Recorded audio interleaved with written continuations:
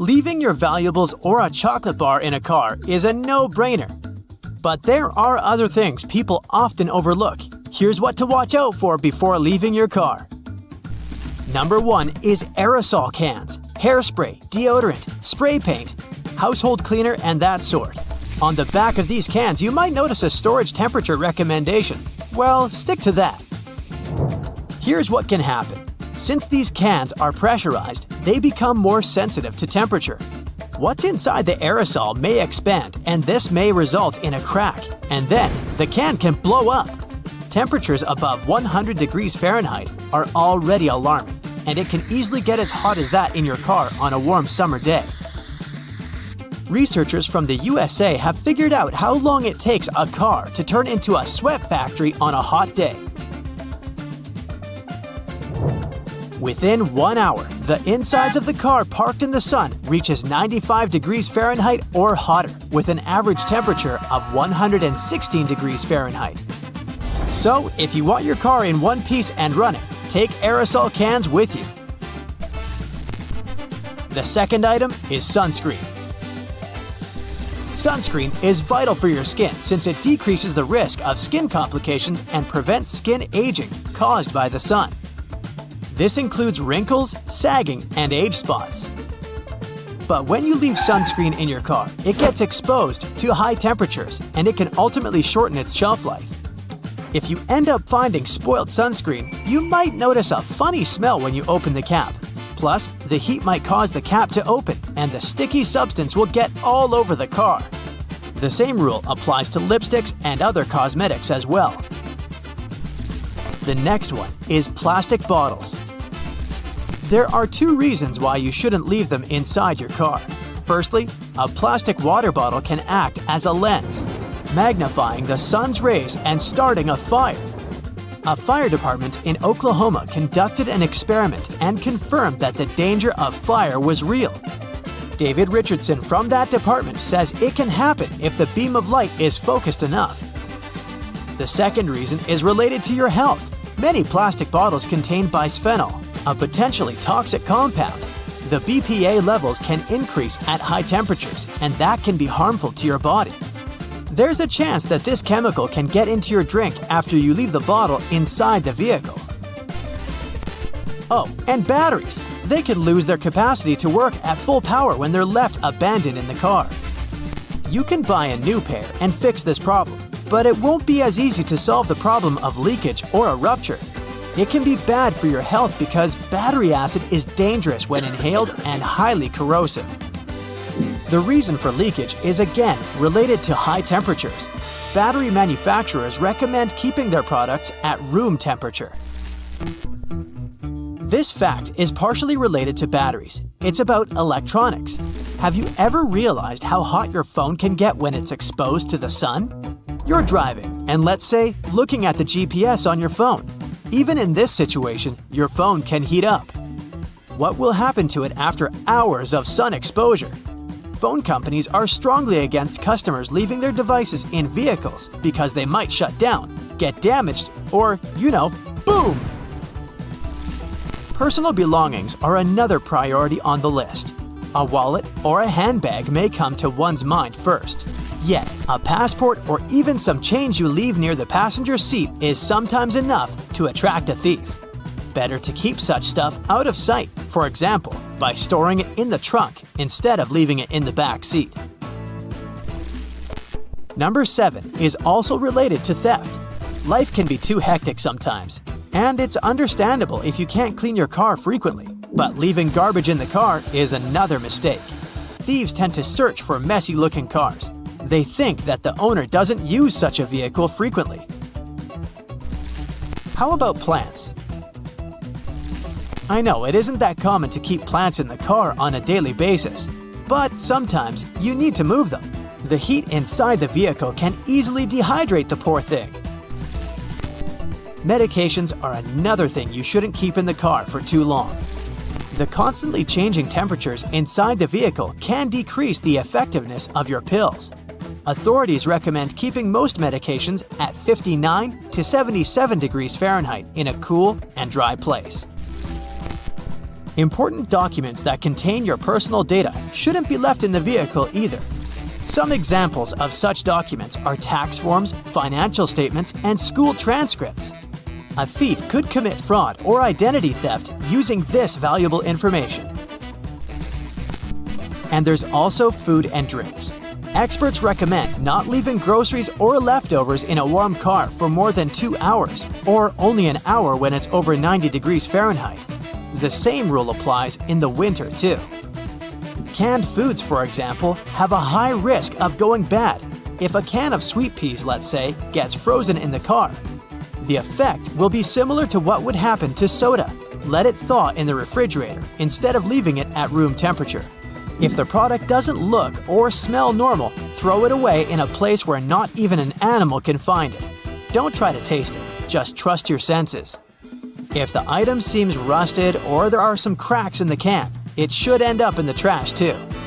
Eggs are another example. Normally, eggs shouldn't be frozen.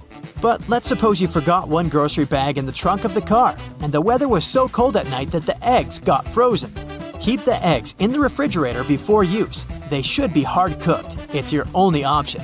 You see, freezing causes the yolk to become thick and syrup-like. It loses that natural flow and doesn't mix well with other ingredients. You shouldn't leave your pets alone in the car, obviously, and not just because of a potential rise in temperature. They will feel uncomfortable without you, their best friend, accompanying them. In their frustration, they might do something to get noticed, which can be, for example, ruining the interior of the vehicle. Now let's return to the winter season again. If possible, keep the gas tank of your car over half full. This can prevent the fuel lines from freezing. It also makes it easier to start the engine and hit the road in the morning. While keeping an eye on the fuel bar, it might be a good idea to glance at the tire pressure too. The cold can result in tire pressure drops. Not only high, but also low temperatures can damage some items. A good example is paint cans. They should be quickly taken out of the vehicle in the winter. The ingredients in the paint can experience expansion, separation, and clumping due to the cold. In other words, you won't be able to use this paint anymore.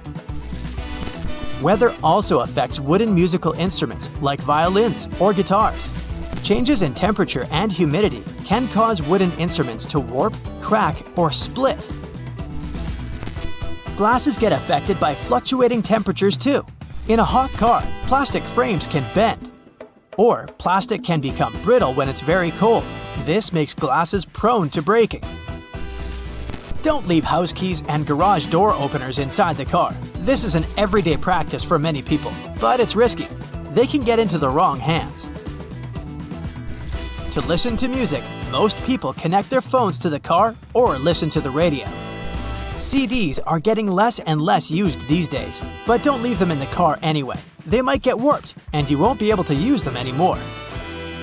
Can you think of any other items you shouldn't leave in the car? Now, can you honestly tell me you have never used your phone while driving? I know, me too. But we both know that it can be dangerous. To help with this, some newer cars have a special feature called a heads-up display. This option shows important driving information in front of you, like speed and directions, so you don't have to look away from the road. It's like a floating screen on the road in front of you. This can help you drive safer and avoid getting a ticket for going too fast. Not all cars are so modern, so to drive safely, you need to put your phone away. Thankfully, some cars have special places for your phone while you're focused on the road. One specific 2021 model, Chrysler Pacifica, has a feature where the second row of seats can be folded down into the floor. It's good for carrying big items. But when the seats are up, these areas are good for storing things out of sight. Just remember to check and clean them out every once in a while, because they can become magnets for all sorts of knickknacks, like French fries or wet swimsuits that will surely start to smell at one point. Keep some cleaning supplies in your car just in case. Are you a science fiction fan? I have some good news for you then. Turns out that flying cars may be closer to us than we think, and it's not just because they look cool. Manufacturers are looking into developing such vehicles for practical reasons too. For starters, our standard roads are getting pretty congested as time goes by. We'll need some other means of transportation in the future to be able to cope with a large number of vehicles. You can find loads of flying car concepts online for all preferences. There's one that looks like a giant drone, and another one like a mini airplane. The simplest designs just took a car and put wings on it. Some cars will light up a snowflake on the dashboard every now and then. In case you're wondering, it's a sensor, and a pretty important one too. It shows the exterior ambient temperature. It gets activated when there's a road warning due to a sharp drop in temperature. It may sometimes even come with an audio warning or a message on your dashboard to inform you that the roads may be getting icy, so you can either adapt the speed or change to the appropriate tires if necessary. Cars these days aren't just adapted for the cold season. They come with cool features to help out during the summer months too. I'm talking about those neat sun visors. Check your car to see if it has this added bonus feature. We know they twist to help the driver out even when they're not driving directly toward sunlight. Some visors can also extend, so they can provide shade to a larger area. If yours can't extend, there's a simple solution. Buy a sun visor extender. You can even find them online. They work by being attached to your existing sun visors or the windows for better shade coverage and visibility. Now, your car might have another hidden feature. Well, it's technically not in the car, but in its tires. These days, some cars come equipped with foam-filled tires. They were created to fix the problem of air-filled ones that often went flat. Why? Well, because foam-filled tires have many of the same benefits as air-filled tires without the danger of leaks.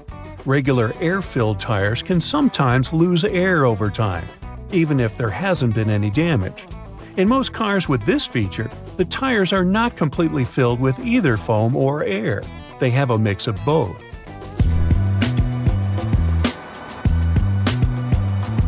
A bonus of these modern tires is that they make the cars quieter. Generally, electric cars make less noise, but because of that foam, they end up being as quiet as a cat. Some people like the fact that they're quiet, while others prefer that classic screeching or rumbling that vehicles make. But even people who like the sound of regular engines might like the quietness of these new models because they are still very fast. Hey, I drive one and it's fun. You might have stumbled upon a button called AEB. It stands for Automatic Emergency Braking, and it's a feature that uses sensors to detect if a collision is going to happen really soon. When activated, it will automatically apply the brakes to try and prevent something bad from happening, or make it less severe. There are two types of AEB, one that only works at slow speeds and one that works at all speeds. If the car can't be stopped completely, the AEB system will try to slow it down as much as possible to reduce the impact. Many cars now have systems that can warn you if someone is walking in front of you and can even automatically stop the vehicle to prevent an accident. These systems use special sensors that can also detect bicycles and animals. However, a study found that these systems don't always work well, especially at night. Even if your car comes equipped with this added feature, it's crucial to always pay attention while driving and not rely solely on these systems. A little thing called lane centering assist helps you stay in the middle of your lane when you're driving on the highway. It's not a replacement for paying attention to the road either, but it can help guide you through gentle curves. You'll still be in control of the car and can turn the wheel if you want to go in a different direction. Some systems give you a lot of feedback, while others are more subtle.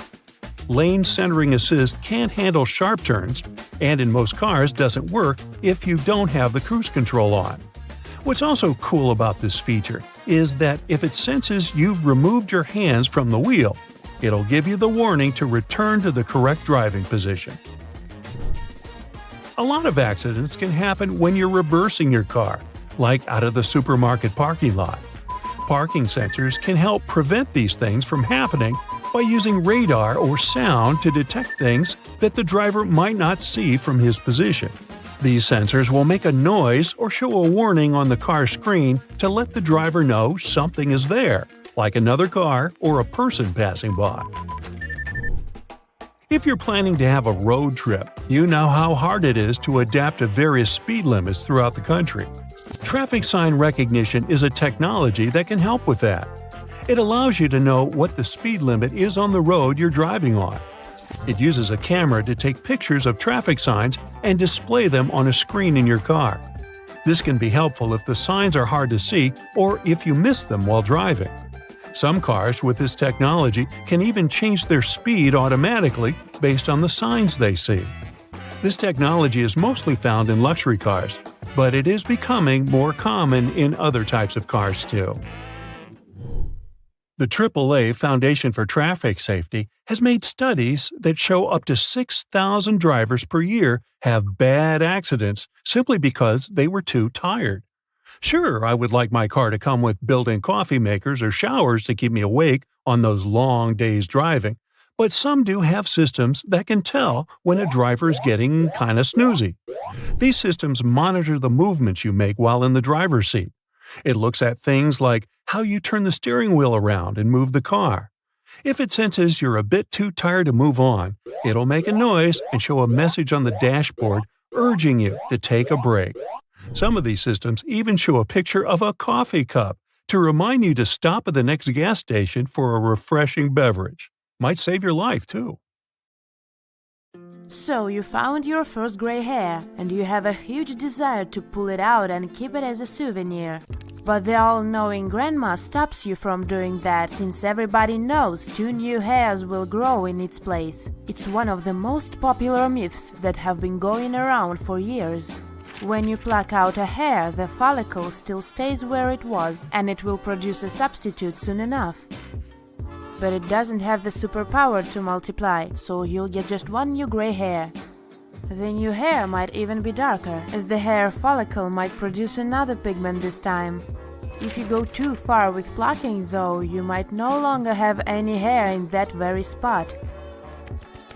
Are you afraid of using your cell phone at the gas pump because it might cause an explosion?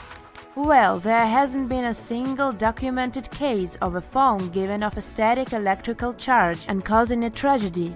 All the no cell phone signs at gas stations are a precaution. Electronic materials aren't welcome there because they might cause static electricity and be a source of danger. Plus, you should be 100% alert whenever you're driving. Chatting or texting while fueling up might cause some bad consequences, like driving away with a gas pump in your car. A viral video made millions of people believe that if you see a wire tied to your car door handle, you gotta call the police immediately. According to the author, kidnappers use this trick to distract you and then go after you. In reality, there have been no officially recorded cases of anyone getting kidnapped this way. This urban legend must come from a 2015 Facebook post which mentioned the wire trick and was debunked soon after it came out. The idea lived on, though, and keeps resurfacing. It does make sense to look after yourself and follow some simple rules that will let you stay safe on the road anyway. You might want to learn some self-defense, park in well-lit areas, and always look around for suspicious things and people before you get in the car. Also remember that a lot of similar myths and urban legends are only created to grab your attention and get their authors some likes and shares. If you add brown sugar to your coffee, confident that it's healthier than the white option, it's probably not the best idea. Brown sugar does contain some minerals, but the amount of them is so tiny that it can't really benefit your health.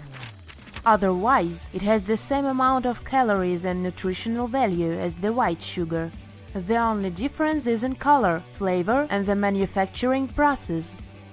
Brown sugar doesn't go through that much chemical processing.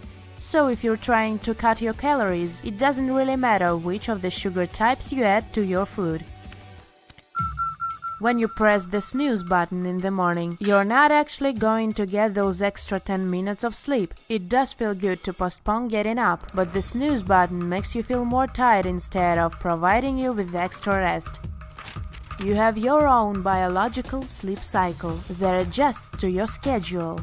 When you wake up and instantly fall asleep again, your brain gets confused, which is why it will get harder and harder for you to get up when the alarm rings for the second or fifth time. In the long run, the snooze button may mess with your ability to get high-quality deep sleep.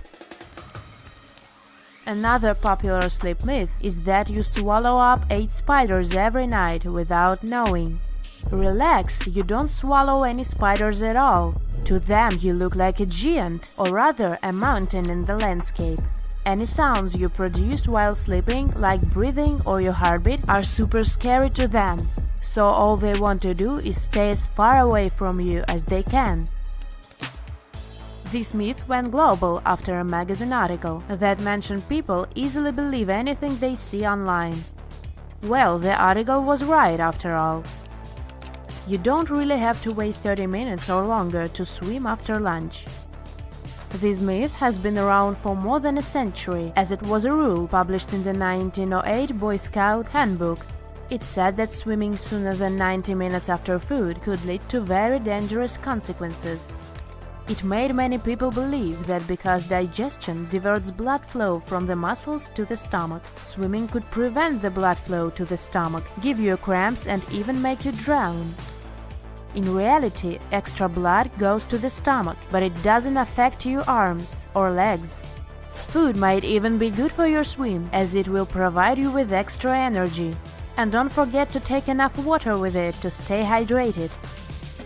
Diamonds are super expensive because they're so rare, right? It turns out they aren't as rare as we're made to believe. Rubies, emeralds, and sapphires are much rarer and far more expensive than diamonds. Scientists have even found a way to create artificial diamonds, making their production rather easy. So that price people are willing to pay is a result of a super successful marketing campaign from over a century ago. The company that mined and sold diamonds spread myths about these gems around the world. They convinced everyone on the planet that diamonds are so rare that the price is reasonable. Plus, they've turned these rocks into a symbol of love and engagement. Movies made us believe all dinosaurs were huge, dangerous lizards, but in reality there were all kinds of dino species. Some of them weren't much bigger than a cat or a golden retriever. It looks like those smaller species were more numerous than their big relatives. Plus, some dinos, like T-Rex, were even covered with feathers, especially in the early stages of their lives. The deeper you go inside the ocean, the darker it gets until there is no light at all. The colors change from blue-green close to the surface to more intense blues, and then down to indigo blue and total blackness. Well, sunlight penetrates deep waters weakly, so technically below 3,200 feet there is officially no light. But there is another type of light down there. It's all about blue and green luminescence. It generates light thanks to an enzyme called luciferase. It breaks down high-energy molecules and produces photons in bacteria and some deep-sea fish bodies. It seems logical that summers are so warm because our planet gets closer to the sun, and winters are so cold because the Earth gets as far from our star as it can be. Yet, it's another popular myth. When it's summer in the northern hemisphere, our planet isn't actually closer to the sun. It's the opposite. The Earth is at its farthest point from the sun during July and at its closest point during January. Summer is warm because the axis of our planet is tilted. During its orbit, the Earth's tilt allows energy coming from the Sun to hit us more directly because the angle is steeper. The asteroid belt isn't as dangerous as Blockbuster made us believe. If you were to travel through, it wouldn't be a flight through a dense and chaotic field of rocks smashing into each other. The asteroid belt is a zone that's 200 million or 300 million miles away from the Sun. It's a very isolated and lonely void with much space in between. If you pulled all those asteroids from that belt together, you'd get a mass that's around 4% of our moon. That's why astronauts get really excited when they see just one asteroid smashing into another one. Otherwise, space is not that eventful. A slice of cheese isn't something you'd expect to find on your parked car. As hilarious as it seems, it might indicate something quite dangerous. One woman detailed such a story online. At first, she thought she had been pranked by some neighborhood kid. She decided to call a friend and ask for help with cleaning the car. But once the two ladies started removing the melted cheese, they noticed something strange 2 parking spots down from them. They remembered seeing a white van arriving. In it, there was a bunch of men staring at them. Since she wasn't alone, the woman decided to finish cleaning the car, even though the ladies didn't feel comfortable being watched. It took them almost an hour to scrape off the cheese that had already been melted under the heat of the sun. She did wonder, though, if this wasn't a tactic to rob a person, because most people would be so focused on cleaning up the mess on their car that they would be too distracted to keep an eye on their belongings. Or worse, what if it was a kidnapping strategy, since you wouldn't be able to see suspicious people coming at you in due course? She went on to recommend, if you ever see a piece of cheese on your car, just leave it. Your safest bet is to scrub it off at home, or to take your vehicle to the nearest car wash. They'll know the best way to remove it without ruining the paint. The slice of cheese may have easily been a coincidence, but some scams out there are even more imaginative. If you notice a piece of clothing on your windshield or wrapped between your wiper blades, don't hurry to take it away. Again, it can be strategically placed there to distract you while your car gets taken away. The best option is to drive away as quickly as possible and get to a safe location. It should be well lit and populated. Then you can safely remove the objects placed on your car. Some people have even found money under their wipers. It was probably placed there with the same intent in mind. Here's a method some people swear by when it comes to decreasing the odds of getting your car snatched away. Keep the tires turned toward the curb when parked. That's because when your car wheels are positioned like that, thieves are less likely to be able to maneuver the vehicle. This way, your car will require more time and energy to be moved, and it will less likely become the focus of theft. Another woman remembered finding a napkin under her car door handle at one point, but at that time, she didn't think much of it. She removed it and went on with her day. However, a couple of hours later, she ended up in a hospital, complaining about pain in her hand and shortness of breath. Doctors figured out she had been poisoned with an unknown substance. Unfortunately, scams are becoming more and more common these days, with online ones topping the list. You may be the subject of a phishing scam, for example, when you receive an email from someone who seems familiar. It might be your accountant, someone from work, or a retailer you often buy from. But if you look closely at the email address, you'll easily notice that something is off. It might just be one edited letter or a name spelled differently. These types of emails can ask various things from you. Anything from private information, such as addresses and passwords, to payment requests. Others offer coupons or gift cards. If you click on a certain website, it may actually hack your computer. This is probably the most common online scam these days.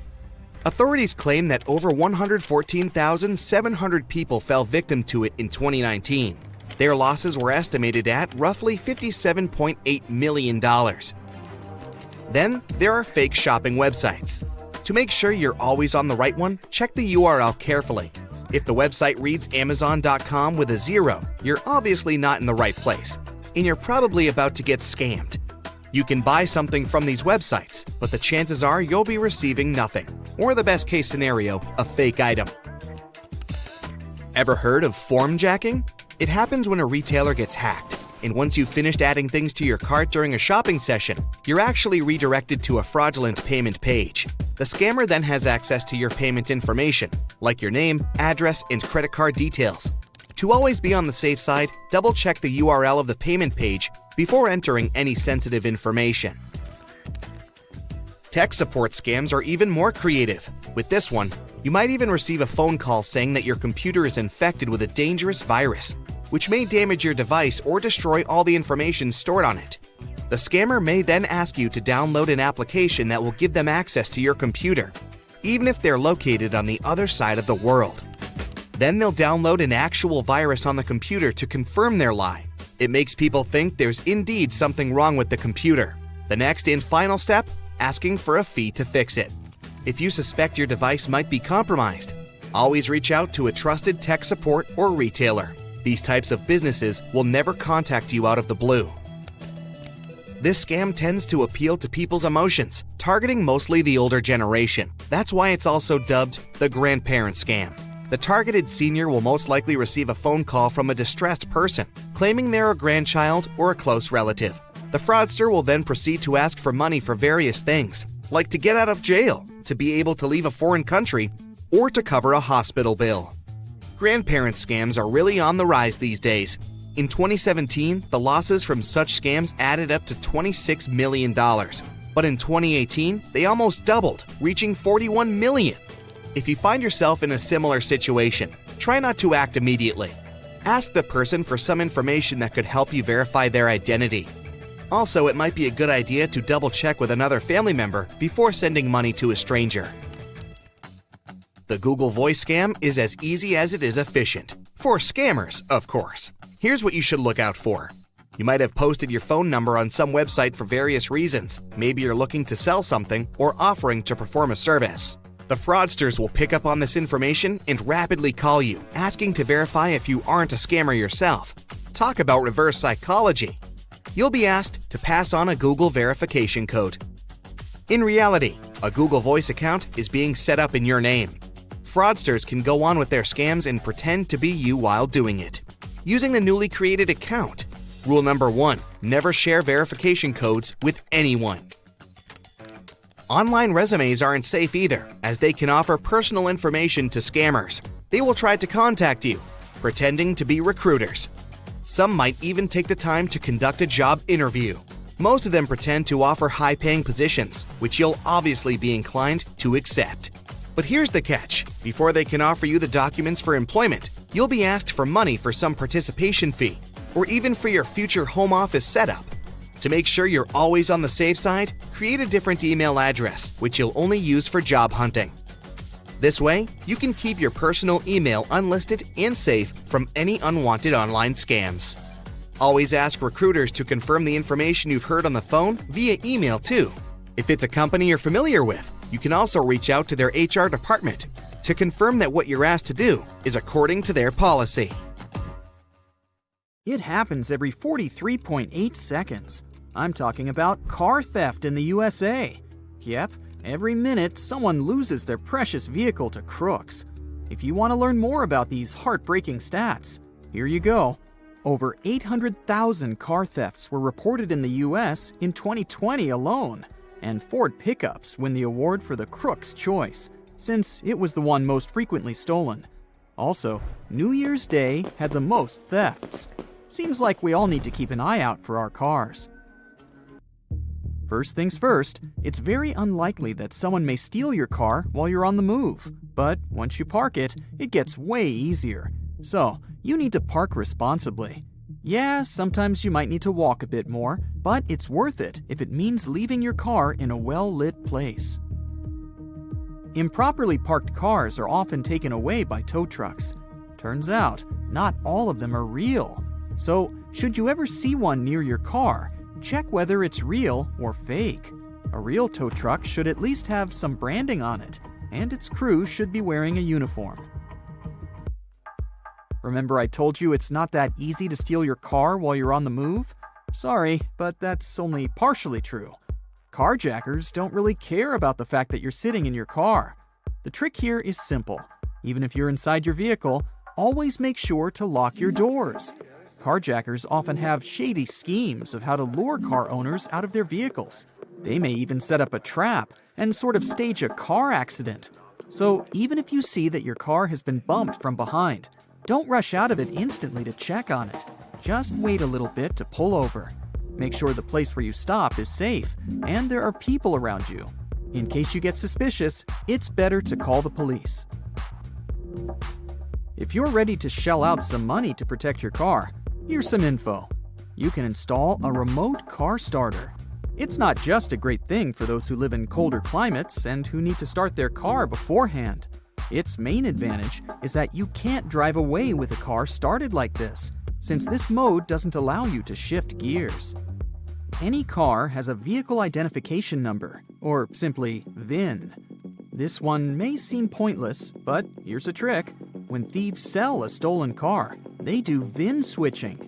It's when they want to disguise a stolen vehicle and use another VIN from a similar car. But if you etch your VIN on each window of your vehicle, crooks will instantly see that you're interested in protecting your car. Plus, such a vehicle will seem spoiled for them. After all, they'd have to do the VIN switching, plus they'd have to come up with a plan on how to fix the windows, as they have the VIN etched on them. They'll probably need to change the windows altogether, and that's pricey. So reselling such a car would appear too time-consuming for crooks, and they aren't willing to put in that much effort. Come on, these guys don't even work. They're way too lazy to deal with those windows.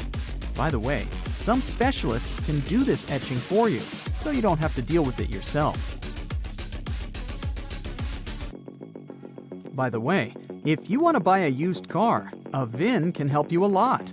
Some cars are sort of cloned, which means their VIN isn't real, but was simply added to the plate manually. So you have to check all the documentation before buying a used car. Pay special attention to the DVLA V5 documents and make sure that the VIN there coincides with the VIN on the vehicle. Here's another protection gadget. It's called a smart car alarm, and its sound is even nastier than the sound of an alarm clock. It can do two things. First, it makes a super loud sound that can both scare away intruders and attract witnesses. Second, it can send you an alert in case you somehow don't hear the deafening sound it makes. There's another secret mechanism that can protect your car. You can install an emergency stop button that you can wire to the ignition, battery, fuel line, you name it. When you get out of the car, you simply need to flip the switch. Even if crooks steal your keys somehow, it won't help them. They need to find the switch to start the car first, and it's up to you where to hide that switch. We all know that the more security you have in your car, the better. Crooks don't like to mess with technologies, and the statistics prove it. Tesla, along with other high-tech cars, were the least stolen ones over the last few years. However, modern doesn't mean safe and crook-proof. Many cool vehicles have engine management diagnostic ports. Sounds super convenient, but there's a downside. These ports can help unlock and even start the vehicle. So if your car has such a feature, consider getting a lockable cover.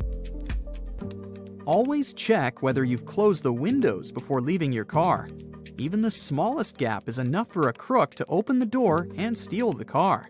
Yeah, don't tell me it's obvious. I somehow see cars with open windows every single day.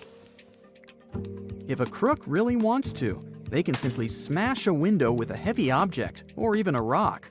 See what I'm driving at? Try not to make crooks want to open your car. That means there shouldn't be any valuables visible. So please, no laptops or purses on the front seat. Hide them in the trunk or take them with you. There are many options. Just don't show thieves that there's something they can steal from your car. Keeping a spare key in the glove box isn't the best idea either. Crooks know where to look for it. It's really simple. They've opened the car, which isn't that complicated, and they just open up the glove box, and they're free to drive. So let's say you still keep your valuables in the car and a spare key in the glove box, because, you like it that way. Well, consider installing a steering wheel lock. It's probably not that functional, but experts believe it's a working visual deterrent. Remember how thieves are sort of lazy and don't want to mess with various gadgets? Specialists claim that crooks are more likely to pass by a car that has a steering wheel lock on it. So even if a crook still wants to drive your car away, they won't be able to. Plus, it's not that easy to remove it. Now for the most obvious tip. It's CCTV. There's a variety of such cameras today. They have night vision modes, people detection functions, and really high resolution. Literally anything you might need. A real camera can help you watch your car 24/7. But in case you don't feel like spending money on that, you can install a dummy and hope that the thieves won't figure it out. Okay, let's imagine the worst. Someone ignored all of these simple tips and got their car stolen. What should they do? First, they need to provide all the information to the police. So make sure you know the color. I know, it's easy, but please don't use complicated wording while describing the car color. Like, it's not moss, but rather dark green. You also need to know the year, make, and model. Make sure you remember all these. The police will also need to know your license plate number and VIN. If you don't remember the VIN by heart, write a note on your phone just in case. The most incredible technology for transporting things and people could be teleportation. Unfortunately, we won't see a teleportation machine in the near future. But we will be able to ride perfect self-driving cars with autopilots on the road and in the air. We will also ride flying motorcycles and take a vacuum train to get from New York to Los Angeles in just a few minutes. So, let's start with self-driving cars. The principle of operation of almost all such vehicles is the same. The car has cameras and sensors, high-precision maps, and radars that scan the situation on the road. A common system unites such machines. Each of them knows where the others are, and this prevents accidents or traffic jams. Of course, today's cars with autopilot are not so impressive. Many people drive them. But imagine what will happen when all vehicles on Earth get united by a common artificial intelligence. People will forget about traffic jams forever. Computers will predict dangerous situations and prevent them. But what will people do on the road if they don't drive cars? The developers will focus on passenger entertainment. The car will be able to tell you the exact time of the trip. Do you need to arrive at noon sharp? Okay, the car may intentionally slow down or increase its speed. It will turn into a real electronic assistant. You can have a meeting, order food, and choose a movie with the help of voice control. The driver's seat has a mini movie theater, a game console, or a mini refrigerator. People who like to communicate with drivers will be able to speak with advanced artificial intelligence. But, of course, there will also be problems. The main one will be the excessive correctness of driving. Scientists and developers are working on humanizing machines. Here's an example. Let's say the car is driving along a busy street and notices a man standing by the road. The car's internal system quickly analyzes the situation and decides that the person is going to step onto the road. The only reaction of the computer is to pull over. The car is slowing down. Another car stops behind it. The first vehicle has created a dangerous situation and a traffic jam. And the man was not even going to cross the street. He was just standing there, waiting for his friend. Deal with this issue. The developers of some companies equipped their cars with a voice. That is, they taught them to honk. In a problematic situation, such a vehicle will press the horn like an angry driver. But the car can slow down if a bird flies by. No horn signal will save you here. On the one hand, the human factor is one of the main causes of road accidents. On the other, a person can analyze a situation much better and choose the right solution. It's unlikely that a machine on autopilot will stop to pick up a guy hitchhiking on the side of the road. Perhaps this guy has gotten into trouble and he urgently needs to leave that place. Or maybe he was bitten by a snake and he needs to go to a hospital. The computer can't know that, but a kind person behind the wheel will stop and offer help. Even if the world gets rid of traffic jams, people will strive for something more, whether on the road or in the air. Many engineers believe that autonomous flying taxis and buses are the future of transport. But gravity-powered flights will appear in the distant future. Such machines will work on the principle of a helicopter. They will be stylish small helicopters equipped with autopilot. Uber and other companies are investing in such technologies, and you might soon be able to use them. Let's say you're late for some event. You open the app and book the helicopter closest to you. Next, you go to the roof, where many aircraft are parked. Then your pilot takes you to the parking lot of your destination. And from there, you quickly reach the location you need. And imagine the same thing, but for many people at once. You arrive at a particular train station and get on a bus with wings. It takes off and follows a long route, taking you and other passengers to another city. And what if such giant buses could take you into space? Not only cars will have propellers, but also motorcycles. There are already hover bikes designed for one passenger. You put on a helmet and sit on a small device. In 2025, you will be able to buy such bikes for $50,000. Unlike flying cars, hover bikes cannot take off to a great height or accelerate to high speeds. But in the future, this technology will evolve. Air taxis and autopilot cars only work in the air or on smooth roads. But what if you need to cross an area with a mountainous landscape or swamps? For such off-road areas, Hyundai has developed the coolest SUV. Instead of wheels, it has legs. This walking vehicle passes through difficult sections and does it with maximum comfort. Each leg has knees and can bend. It will take you to a high hill or even to the top of a volcano. Soon, you won't need to go shopping because stores will come to you. Toyota has already created an unusual car you can turn into a store with any goods. Clothes, groceries, toys, jewelry, whatever. Such vehicles could improve delivery services and provide more comfort to people on trips. But the most incredible technology that will appear in the future is the Hyperloop. It's a train on an aerodynamic cushion.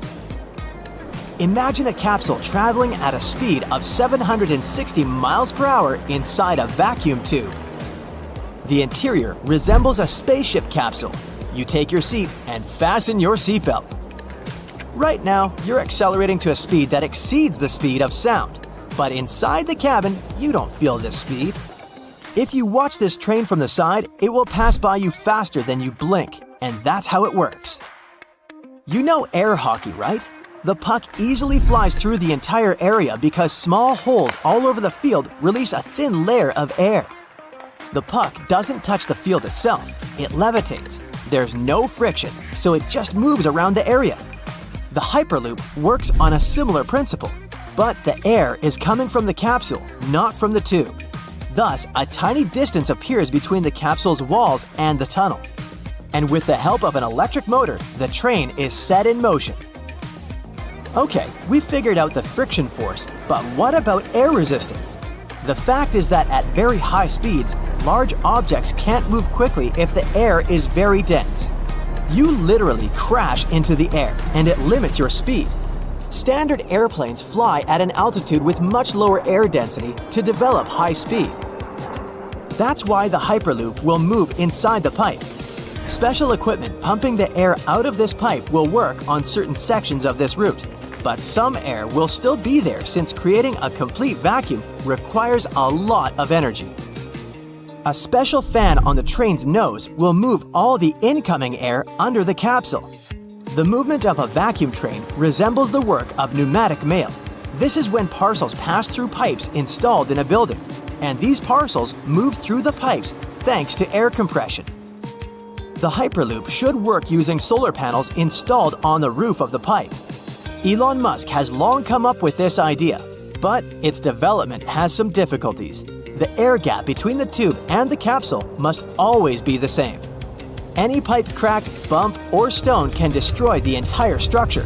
What if a small earthquake happens somewhere? But if engineers manage to develop this technology, we will be traveling from Los Angeles to New York in just a few minutes. There are different things in this world that divide people into two camps: the red pill or the blue one, the dark side of the Force or the light side of the Force, PC or Mac. Today, we're talking about this pair: Ferrari, Lamborghini.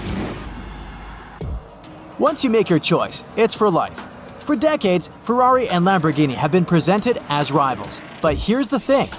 In reality, they have never even been competitors. So here it is, the real story behind the two legendary car brands. Ferrari came first. Let me take you to Modena. a rather small city in northern Italy. There, in the 1920s, a race car driver called Enzo Ferrari drives an Alfa Romeo and wins several racing awards. Not only does he like to race, but he's also interested in everything behind the scenes, like the management and development of Alfa Romeo cars. But there's a dark cloud over his profession. Two outstanding race car drivers, Ugo Savacci and Antonio Ascari, suddenly pass away. This deeply affects young Ferrari. It makes him clearly see the true cost of being engaged in such a dangerous sport. After the birth of his son Alfredo, Enzo Ferrari officially retires from the racing sport.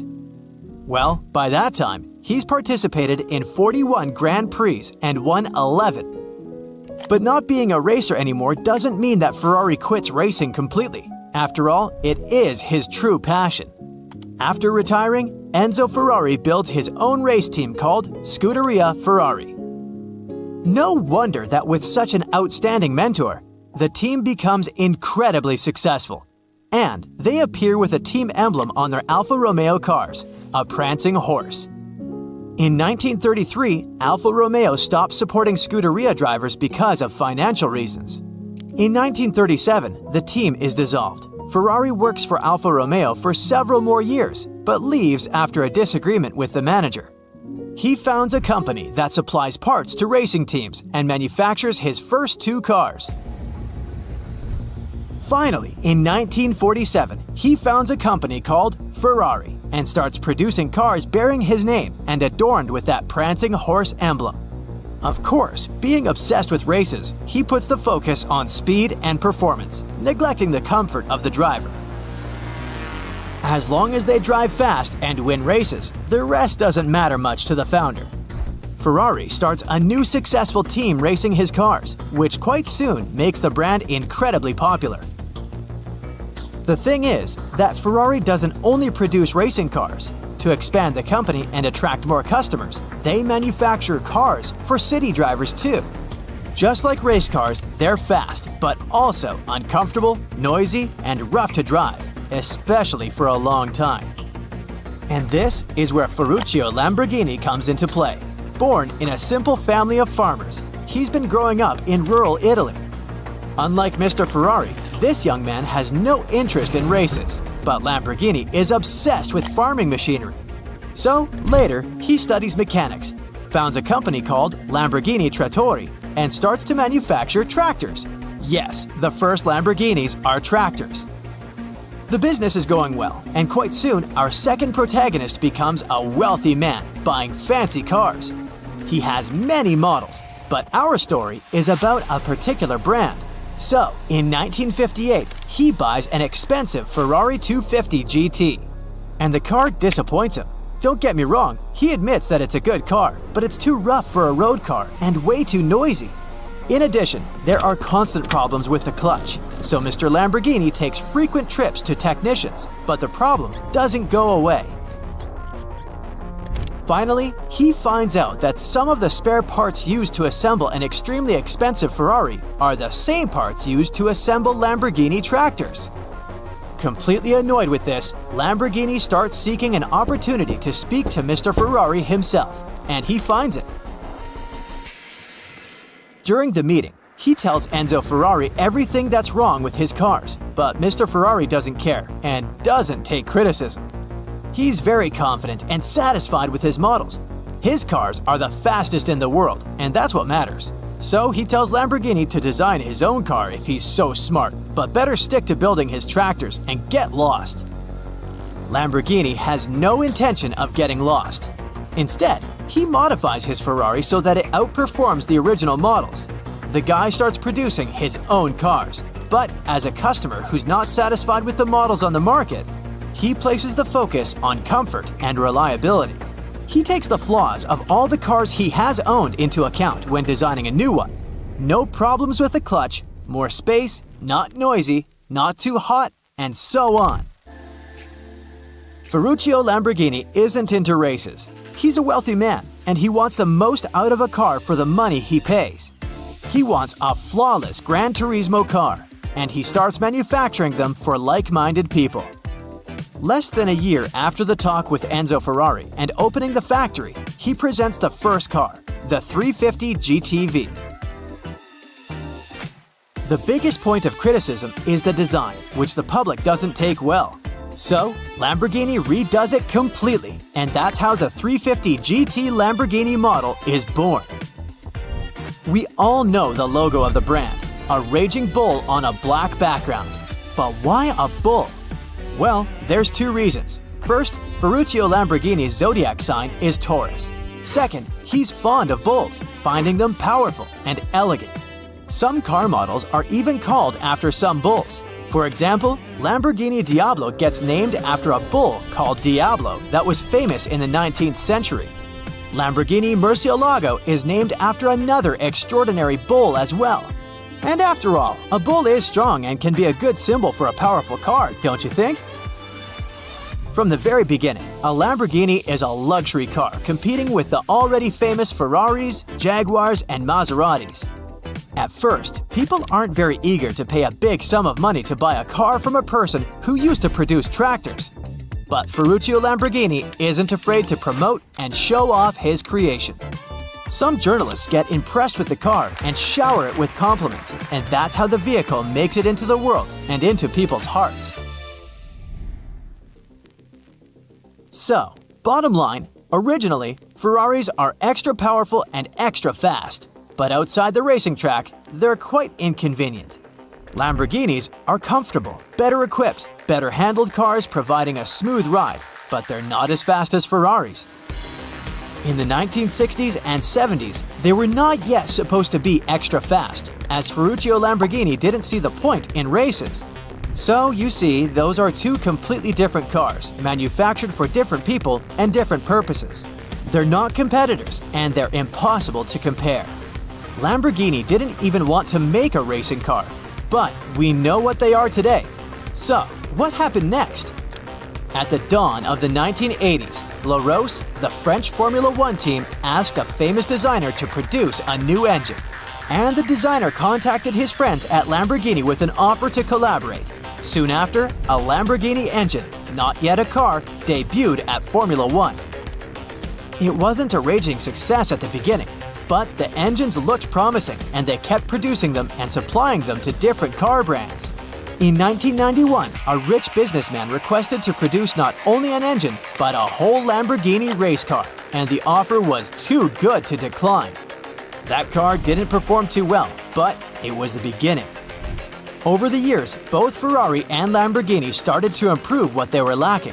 Ferrari started to produce more convenient models for the roads, and Lamborghini worked its way up to the racing level, improving the engine and the speed. Still, even though these are the top two supercars even today, they are staying loyal to their original philosophies, with Ferrari putting more emphasis on speed and remaining the fastest, and Lamborghini producing road cars, more comfortable and luxurious. So, if we look closely, they're not really competitors. They're way too different. True car fans will tell them apart from a mile away because they both have their own style. Ferraris have a smooth design, and Lamborghinis are edgier and are designed to be more aerodynamic. What side are you on? If you ever find yourself stuck in the trunk of your car, stay calm. All cars are supposed to be equipped with an emergency latch to help open the trunk from the inside in the unlikely case it happens. These latches are so well thought out that they can be opened by people of all ages. More so, handles are designed to glow in the dark, too. You can even pull them with the mouth if there's not enough wiggle room to use your hands. Never mind how you ended up in the trunk in the first place. Moving on. If you're ever working with needle and thread, remember you don't need to stick the needle directly into the spool. You may end up losing the needle altogether. Not to mention you can easily hurt your fingers. A lot of modern sewing kits these days come with a designated place for safeguarding the needles. It's located at the bottom part of the thread spool. You'll just need to pull it out. It's even made to hold multiple sewing needles at a time. Disposable ballpoint pens come with a little secret of their own. Did you ever notice that in some of them there's a small hole in the plastic part? It's actually a rudimentary ventilation system. It's supposed to let the ink easily make it to the tip of the pen. Okay, I know it's in the name, But you really don't need to shake the seasoning shaker to get any product out. Don't believe me? Hey, you're not the only one. Go grab your favorite seasoning bottle out of your pantry. If it has one of those removable plastic caps, it's perfect for the experiment. Instead of shaking the bottle, try holding it from the plastic cap while it's upside down. Now gently twist the bottle from side to side and, before you know it, you get some gorgeously flowing seasoning without having to wiggle the shaker and make a mess all over the stove. On the same note, most salt and pepper shakers should have ridges on the bottom of the glass portion. In case you get any seasoning stuck in there, place the bottom of the salt shaker against the bottom of the pepper shaker and wiggle it around so the ridges click with each other. The seasoning should easily pour out now without you having to open the bottle.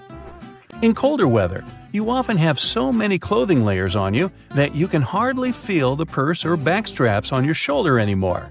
Not to mention how fast they can slide off. Some jackets come with a built-in solution for that, in the form of a small tab on the shoulder with either a hook or a button. It's meant to be opened and closed comfortably, so you can keep your purse in place at any time. You're most likely using it merely to peel the skin of potatoes, carrots, or cucumbers. But you can use your vegetable peeler for chopping fine strips of onion as well. Just cut the onion into quarters vertically and then start slicing. This might also help out with those embarrassing onion tears. Most people miss this one, but should you ever have a closer look at your toothpaste tube, you will surely see some sort of coloring there, either a dot or a block. Colors can vary. They can be black, green, red, or even blue. These color spots are actually meant to help the assembly machines back at the toothpaste factory. They recognize when and where these machines need to cut the toothpaste tubes and proceed to fold them for packaging. For most types of footwear, if there's anything that seems a bit out of place, always know that it's there for a reason. Most manufacturers don't put extra items on shoes just for fun. It would definitely be a waste of time and resources. For footwear like boots, for example, there's often a small loop at the top back of the shoe. It's there to help you when you need to put the shoe on, since you can quickly pull on it. Plus, you can also hang the shoes somewhere, most likely to dry, since most boots are meant to be worn in the colder weather.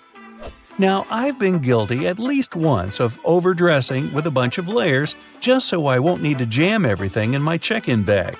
But does it become a problem when you actually have to get seated? What do you do with your coat or your jacket?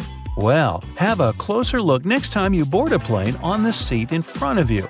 The hook that keeps the tray table upright can double as a jacket hook. As long as you don't need to have any meals while in the air, you're good to go. Now, most mascaras expire within 3 to 6 months, I'm told, depending on the manufacturer. But you can help speed up that process if you're not careful enough. Continuously pumping the mascara wand, trying to mix in the product actually pushes more air into the tube. This can make it dry much faster, and you evidently won't get the desired results with it anymore. There's an easy way to check if your mascara is still good enough to use. If you don't hear a popping noise when you take the brush out, you may very well need to go get yourself a new mascara tube. Now, I know we're living in the era of Bluetooth-connected devices, but for better quality sound, they still recommend using headphones that connect via audio jacks. Remember seeing black ridges on those jacks? They aren't there just to make them fit when you plug them into your phone or laptop.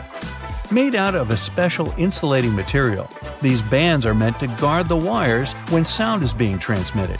Based on the number of bands, you can figure out which end goes where. Some empty space under noodles in a cup doesn't mean the company producing them wants to cheat you out of a full portion. No. It's a manner of keeping the noodles intact during their transportation. It also helps with the circulation of hot water that is poured over the products before you can enjoy them. The V-shaped neckline was initially designed to serve a bunch of objectives. First, as a way of prolonging the life of the garment that would maintain its shape over the years. It's also there to fit your head through the shirt in case it needs some stretching. This way, it ensures a snugger grip around the neck. Lastly, it helps absorb sweat in case you're wearing the shirt while exercising. Now, it's not necessarily a custom anymore, but you may have stumbled upon a dinner jacket with an additional mysterious pocket on the right side. Turns out, this pocket was used by men to easily reach their train tickets, since most of them had to travel to work every day. It helped them keep their jacket buttoned up, but also benefited from the use of a pocket. Now it's only added as a decoration, and it doesn't serve an actual purpose anymore. Speaking of things we don't use these days, or at least for their initial purpose, did you know Play-Doh was originally a cleaning product? In the 1920s, the market was in need of a product that could help them wipe the wallpapered areas around coal-burning furnaces. The recipe for what we now know as Play-Doh was thus invented. It was manufactured in white only and was supposed to clean wallpaper by being rolled back and forth over the dirt. It was only later, in the 1940s, that new products for cleaning wallpaper were brought up, and Play-Doh was redirected toward another area of the market. Now, while I enjoy a nice piece of toast for breakfast, isn't it pesky to have to clean out the toaster?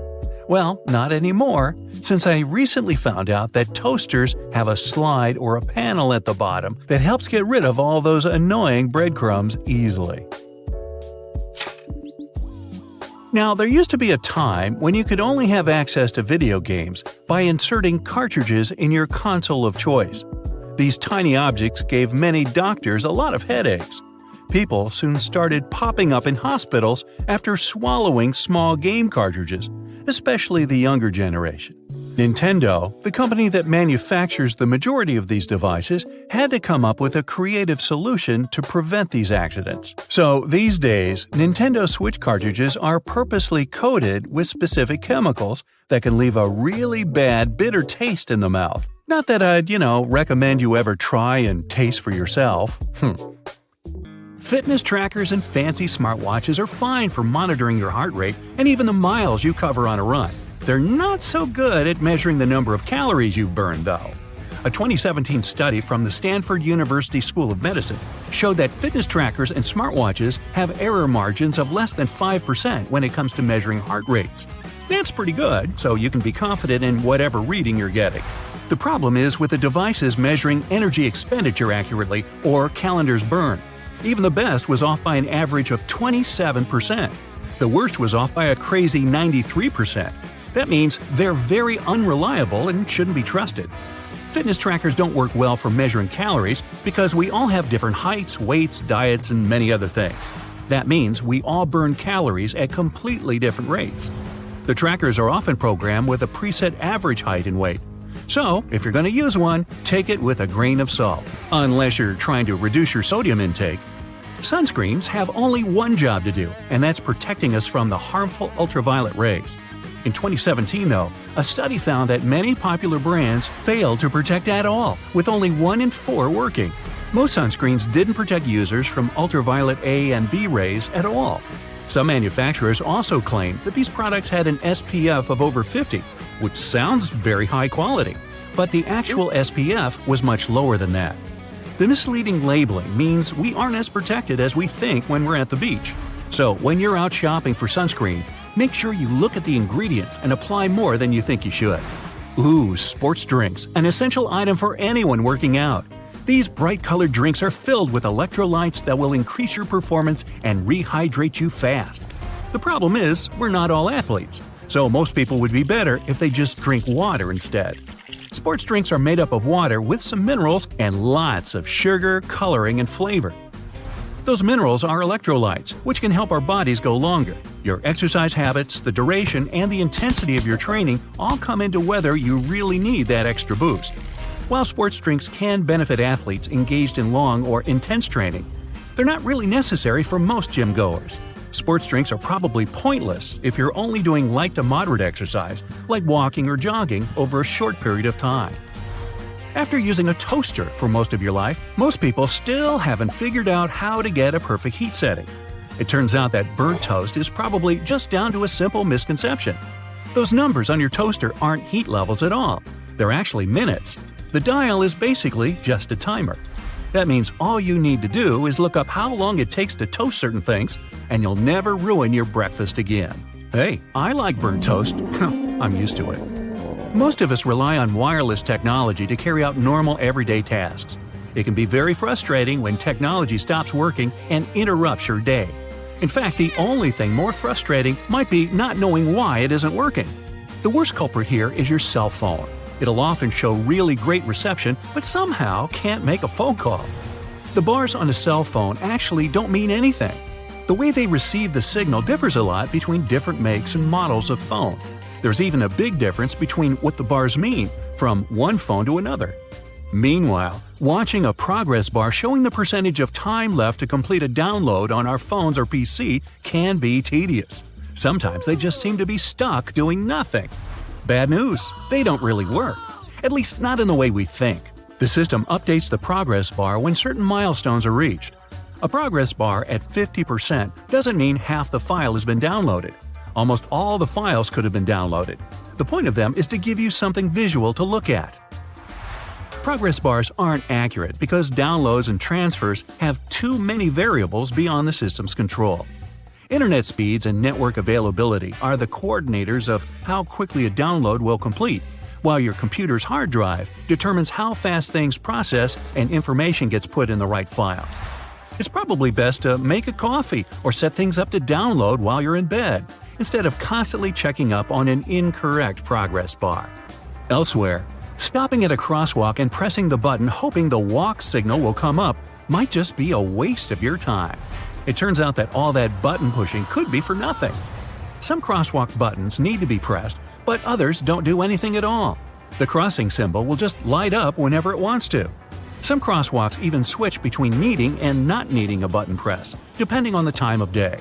That said, it can be difficult for all of us pedestrians to determine whether a crosswalk button works or not. When in doubt, just push the button anyway. You don't want to stand around waiting for no reason. With more people going into the water and sharks, well, living in the water, the fear of bumping into a not-so-friendly shark is ever increasing. This shared water space has pushed many companies to try to create shark repellents. This sounds like a good idea that should help keep both people and sharks more safe. Companies have tried everything: sprays, wetsuits, magnets, wax, and even electronic devices to repel the scary fish. The bad news is none of these products are confirmed to actually work. One, in particular, makes the sound of an orca. Sharks aren't too fond of being in the same area as them, but does pretending you're an orca stop a shark from biting you? If you feel safer using them, then go right ahead. But if you're looking for a shark deterrent that's 100% effective, it's just not available.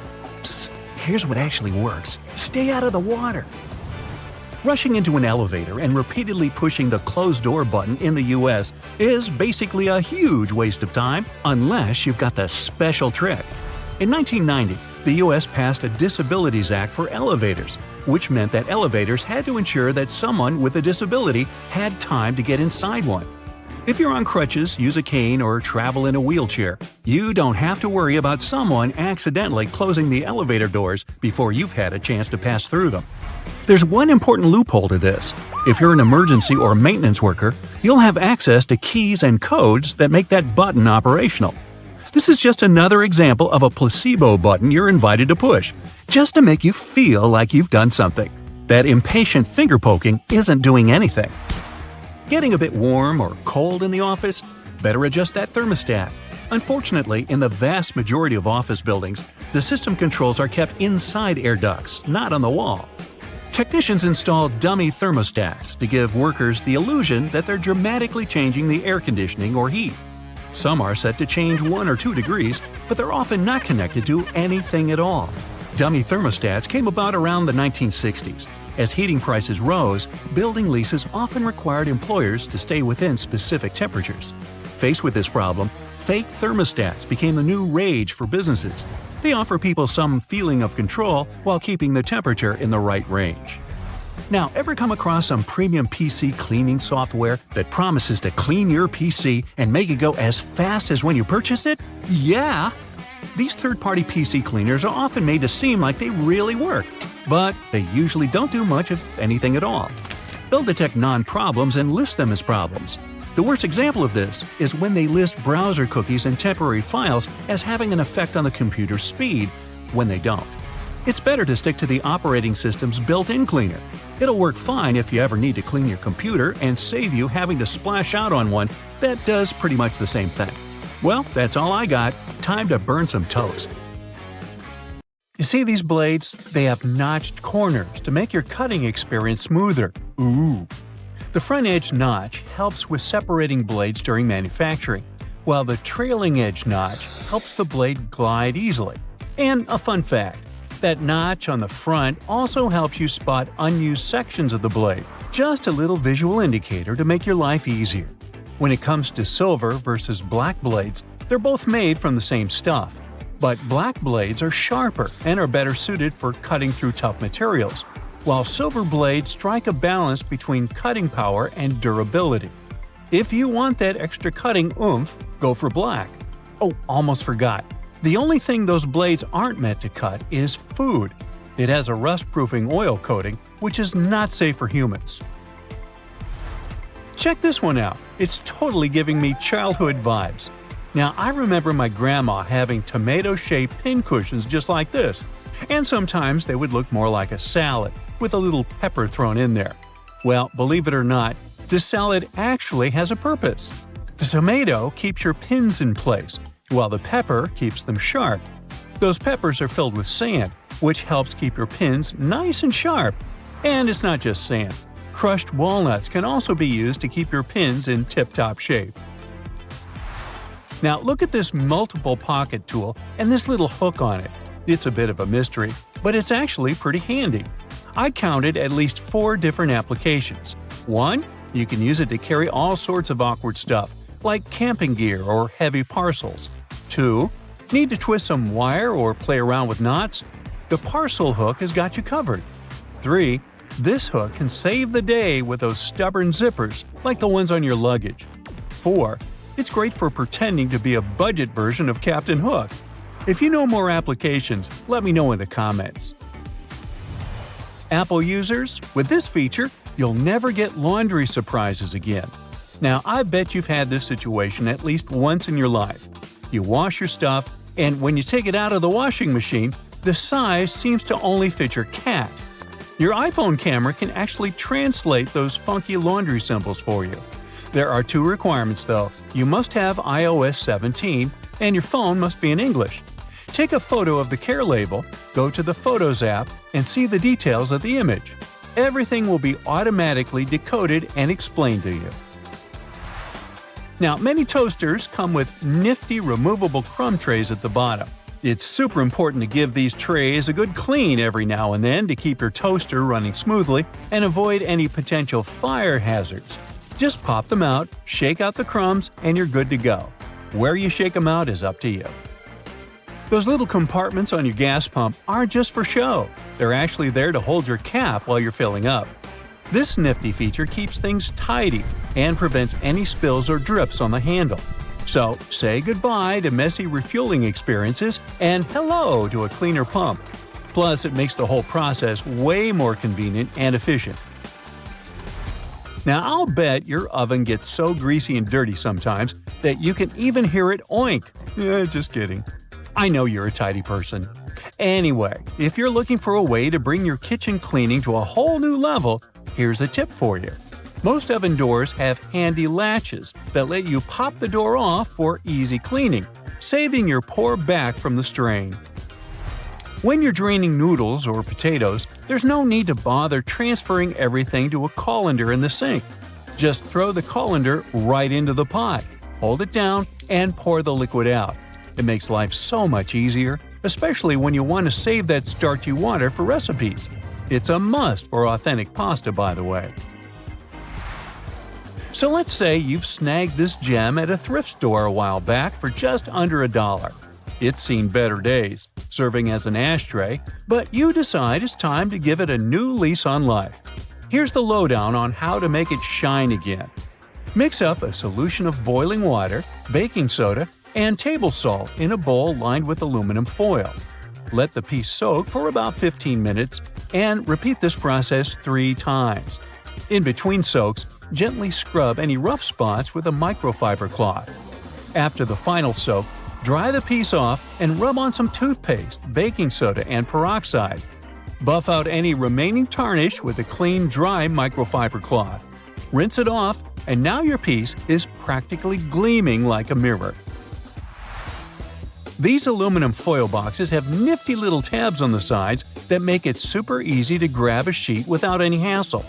It's like a fancy little bonus that makes the product a breeze and ensures you'll have a smooth sailing experience every time. Manual can openers often come with a handy built-in feature, also known as a bottle opener. It's like getting two tools in one. But did you know that this bottle opener actually has another useful function? It can help you loosen those stubborn, hard-to-open jars. Simply lift the lid slightly at a couple of points with the bottle opener, and then watch it as it effortlessly twists right off. Yeah! Okay, I just found that, apparently, you're supposed to save the first and last slices of a loaf of sliced bread for last. It's like a bread hack or something. Apparently, those end pieces help keep the rest of the bread fresher for longer, and you shouldn't eat them until you've devoured the rest of the loaf. So, next time you're making a sandwich, save those heel slices for the very end. Even bread eating needs a good strategy. Now look at those blue levers on the top rack of your dishwasher. I was curious about them too, and it turns out they're actually water bottle sprayers. They help to ensure that your bottles get a thorough cleaning and rinse during the wash cycle. Many vegetable peelers have those little scoops on top for taking out the eyes from potatoes. And here's a cool tip. You can actually use vegetable peelers in both directions to peel faster. But most people just stick to one direction. When using yellow mustard, make sure to push the lid of the bottle all the way open until you hear a satisfying click. This way the lid will stay securely in place and won't get in the way when you're dispensing the mustard onto your food. It's a simple step that can make your condiment experience hassle-free and enjoyable. So there. You know that little hole at the end of your pot or pan? Well, it's not just for show. You can actually use it as a handy holder for your forks and spoons. Next time you're cooking up a storm in the kitchen, just pop your utensils in that convenient little hole and keep them close at hand. Okay, just a heads up to remember to switch the direction of your ceiling fan for the changing weather, and to give it a good clean too. I've seen that a lot of folks found it helpful before to reverse the fan's direction by flipping a switch for different seasons. So this is just a friendly reminder to go ahead and do it again, pushing hot air down and pulling cold air up. When you're chowing down for some pizza, just tear off the top of the box and use it as a big old plate. You can even rip the box in half and fold it to save some leftovers for later. Well, that's it for today. What, you want to know more cool facts? Sure, but you'll have to subscribe and hit the bell to get more videos. I'm waiting. Go ahead. Hey, don't look now, but when you make your bed, you also make a cozy home for tiny dust mites. Really? Your pillow, blanket, and sheets seem clean enough, but these little guys thrive inside your bed. They love dark spaces, just like your mattress. Bad news? You can't see them without a microscope, but that doesn't mean they're not hanging out in your bed.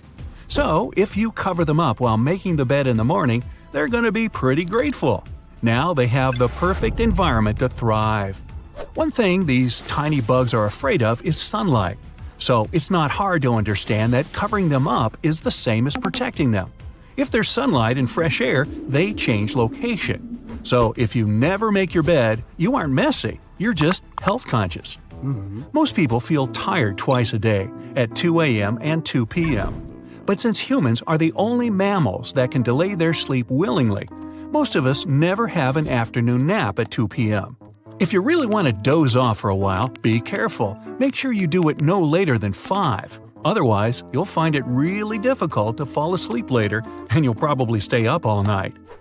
The best sleep you can get is at night, but if you can't help falling asleep during the day, make sure to set an alarm clock for not more than 20 minutes. Another way to overcome that sleepiness is to take a short walk. A glass of icy water can wake you up fast too. Drink it or splash it in your face. Works either way.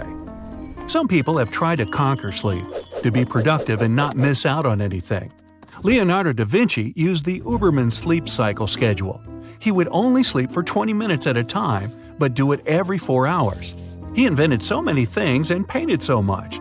It's like he had way more time than 24 hours a day. One of the drawbacks of this scheme is that it's pretty hard to concentrate on long-term projects. Another great mind, Nikola Tesla, wasn't really into sleeping, just like Da Vinci. He used the same Uberman sleep cycle and never slept more than a couple of hours a day. He claimed he once worked for 84 hours in a row. So, when you don't sleep the whole night, you're about to invent something amazing. Or not. It's true that you should definitely avoid blue light for at least 2 hours before you go to sleep. That means most electronic devices, like TVs, laptops, and smartphones. Blue light tricks your brain into thinking it's still day. That's why it doesn't let you sleep well. If you can't fall asleep without scrolling your feed, you might want to download an app that blocks blue light or check your settings. Most laptops let you do something similar. You can even keep this mode on all day. Your eyes will be so grateful. If you crave sweets before you go to bed, you're not alone. It might feel like chocolate soothes you and calms you down, so it's easier to fall asleep. But watch out for caffeine. It's not just in your coffee. Even chocolate has a small amount of caffeine in it, just enough to disturb your sleep. By the way, there are lots of superfoods besides chocolate that can either boost your productivity or help you sleep. For example, most berries contain antioxidants that help increase motor skills and work wonders for your memory. The darker the berries are, the more antioxidants they contain. Blueberries are a great choice. The time when you eat matters a lot. It's better to avoid food for at least 1 hour before you go to sleep. Monster meals can be too heavy for your digestive system, especially if you're about to lie down for 8 hours straight. If you want to grab some food in the evening, make it light, like a healthy snack, milk, or cheese. By the way, eating breakfast for dinner is really helpful for those who want to fall asleep faster. Bananas, eggs, toast, it's all packed with proteins and carbs. All these things can help you relax and fall asleep. So, Brenner, that's a thing now, I guess. Whenever you have a hard time falling asleep, aromatherapy is here to help. Some essential oils are especially good for sleep, like lavender, peppermint, and rose petal. If you're into citrus, try mixing lemon and orange. You can add just a few drops onto a piece of paper or add them to your aroma lamp. Just remember, those oils are strong. If you tend to get negative thoughts at night and you just can't fall asleep, try practicing some creative writing before going to bed, or start a daily diary. It might help you get rid of some of those downer vibes. When you're calm, you get better sleep. 1 sheep, 2 sheep, this trick really works. If you focus on falling asleep, you're going to fail. If you focus on not falling asleep, like counting sheep or something equally ridiculous, chances are you'll doze off after a couple of minutes. You can also count to 4, 7, 8. This technique helps you relax your body by regulating your breathing. First you inhale and exhale fully. Hold it while you count to 4. Then inhale. Keep the air in your lungs and count to 7. While you're exhaling, count to 8. Repeat that a few times. Your body will regulate oxygen and carbon dioxide, trigger the relaxation response, and you'll fall asleep really fast and stay that way all night. Body tension can stem from tense and stressful thoughts, and that can make it really hard to fall asleep.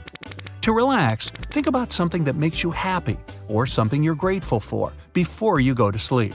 When you're relaxed, you fall asleep way faster. When it's too hot, it can be really hard to get to sleep. Stick 1 foot out from under the covers and let it cool off. Once your body feels that cool relief, you'll fall asleep in no time. Another trick you can try is to cover yourself with a slightly wet sheet, but this one's only for serious heat, like you're on vacation at the beach and your AC bugs out. If you feel too cold whenever you sleep, try layering with 2 thin comforters. Air gets trapped in between the layers, keeping you warmer than if you had 1 huge comforter. The opposite works too. Even a really lightweight sheet can add a lot of heat. Bedroom temperature is really important. Yeah, no one wants to get a chill while they're sleeping. 70 degrees is comfortable for most people. If it's too hot, you might end up tossing and turning too much, and not get into those deep stages of rest. If you don't want to crank the AC to full blast, try taking a hot shower right before bed. It'll make your bedroom seem much cooler than it really is, and your body temperature will drop just enough. You'll fall asleep as soon as your head touches the pillow. One famous athlete went even further. He created the perfect sleep training bedroom. He recreated a mountainous environment by decreasing the amount of oxygen in the air. That way, his body was forced to work harder and produce more red blood cells. He claims that it helped him increase his endurance and perform better. Now, if sleep is just not happening, try massaging your toes and the arch of your foot for a couple of minutes. It's another great way to relax. In case you can't bend down that far, rub your ears. Surprisingly, the effect is pretty much the same. Gently massage the earlobe, then all other parts of the ear. It has a lot of nerve endings, so if you massage it, it can help relax your head and neck muscles. Time for some pillow talk. Sometimes it's even nice to sleep without one. Make sure your pillow is neither too thick nor too thin. If you like sleeping on your front, you may want to put your pillow right under your stomach. Try it, see if it makes you feel more comfortable. The best pillowcases are made of silk. Your face literally glides on silk, so it won't be all wrinkled when you wake up. Hair doesn't rub against silk either, so you won't have to spend hours pulling all those knots out in the morning. Nighty-night. If you're looking to remodel your kitchen but don't have the budget to replace the refrigerator, there might be a way you can still use your fridge, even if you have to move it to another location. Did you know that for most refrigerators, you can change the way you open their doors? These handles can be reversed on almost any refrigerator model. You just need to remove a few screws and bolts. It's best though if you keep track of the assembly order and the parts you've removed. As for the necessary tools, you only need a screwdriver, an adjustable wrench, pliers, and a ratchet set. There's an easy way to get the most out of your citrus fruit. And the tool you'll need for that is probably somewhere in your kitchen. Forget about expensive fruit juicers. No need to revert to the standard elbow grease. Next time you want to have some fresh lemon juice, just use a pair of kitchen tongs. Place the lemon, or any other citrus fruit, between the tongs and use the force of the tool to squeeze out all the juice in no time. Speaking of fruit, there's a great way to keep them fresh for longer, and it doesn't necessarily involve buying unripe bananas. Place them into an airtight container and put it in the fridge. The less air reaches the fruit, the longer they'll last. Then, how about delicate things, such as strawberries? They're a bit more difficult to clean due to their texture. Here's a neat way to make sure they're safe to eat. Take 3 cups of cold water and add a cup of vinegar. Put your strawberries in the mixture and gently move them around. After you drain and rinse the berries with cold tap water to remove the vinegar, pat them dry with a clean towel. Lastly, put them in a sealed container and store them in the fridge until you're ready to munch on them. I'm almost certain you've been using this one wrong your whole life, but I'm just as guilty as you are. Remember those neck pillows we often use when traveling? Turns out most of us tend to wear a pillow around the back of our neck and secure it at the front with a button. Well, some people say it feels a whole lot better if you flip your pillow. Why? Because with the gap located at the back of the neck, your head is still supported. But you'll relieve the pressure on your neck if your head starts falling from side to side as you fall asleep. Not to mention that your chin stays securely in place. You may have noticed some weird bumps on the concrete sidewalk, especially in crowded or high-traffic areas. This is called tactile paving. It was first used in Japan in the 1960s. Because of its efficiency, people started using it all over the world. These days, the system has developed into several types of paving for different kinds of situations. Blister paving, for example, is used at crosswalks. It's vital for people with visual impairment, warning them there's a road crossing ahead. In most cases, this paving consists of several rows of flat-topped blisters arranged in a square pattern. Then there's corduroy tactile paving, rounded bars running across the direction of pedestrian travel. It informs visually impaired people about some danger, like a set of stairs or a ramp. Sometimes, after a long day, there's nothing more comforting than leftovers for dinner. Unfortunately, being as tired as you are, you might forget to cover your plate of food with a paper towel. And then, your microwave is likely to become a total mess. Luckily, there's an easy way to clean it, and it doesn't involve special products. Prepare a mixture of half water, half lemon juice. Pour the liquid into a bowl and microwave it for about a minute. The acidity of the mixture should help with decreasing the walls of the microwave, and you'll be able to simply wipe off all the residues. Are you one of those people that like to experiment when baking and aren't a fan of measuring tools? You can just use a whisk next time you need to add some flour. Stick the whisk in the flour bag and it should pick up a considerable amount of the product between its metal bars. I don't think there's anything I love more than simple and fast tricks to make everyday chores easier. Like this one, about trash bags. I bet that just like me, you've been doing this one wrong all this time. Open a trash bag. You don't need to ruffle it open completely. Just the top of the bag will do. Place the edge of the trash bag over the edge of the trash can and secure it in place. Then, simply push the rest of the bag into the can. And it should flip over perfectly. I love a nice snack as much as the next guy. But pistachios can sometimes be a real pain to open. They can hurt your fingers or even break your nails. But did you know that you can literally use another pistachio to open a stubborn one? Layer the openings of the two pistachio pods so that they interlace. Then just pull them apart and they should both pop open. Deodorants tend to make a mess, especially on black clothes. But you don't need a fancy cleaning product to get rid of the stains. You won't even need to change your shirt if this happens. Just rub the stained area with another piece of fabric once the deodorant has had some time to dry. It should flake off pretty easily. Surely there's a pumice stone somewhere in your bathroom. You know that weird-looking piece of rock that you use to exfoliate your heels? There's a lot more you can do with it if you're creative enough. Turns out it's pretty great for removing pet hair off textile furniture. You can also use it for removing pills off fabric. You can always unclog your kitchen pipes with a homemade solution. It's just as effective as the store-bought and involves way fewer damaging chemicals. Pour some white vinegar into your kettle. Make sure you heat it up, but remember to open your kitchen window as the smell might get a bit overwhelming. Meanwhile, place some baking soda in the pipes you want to clean. Let it sit for a couple of minutes. Then, add the heated vinegar. The mixture should pop and fizzle quite spectacularly. But don't worry, that's exactly what's supposed to be happening. After the process has calmed down, open the taps and let some lukewarm water run for a minute or so. It should wash off all the residues that were clogging your pipes.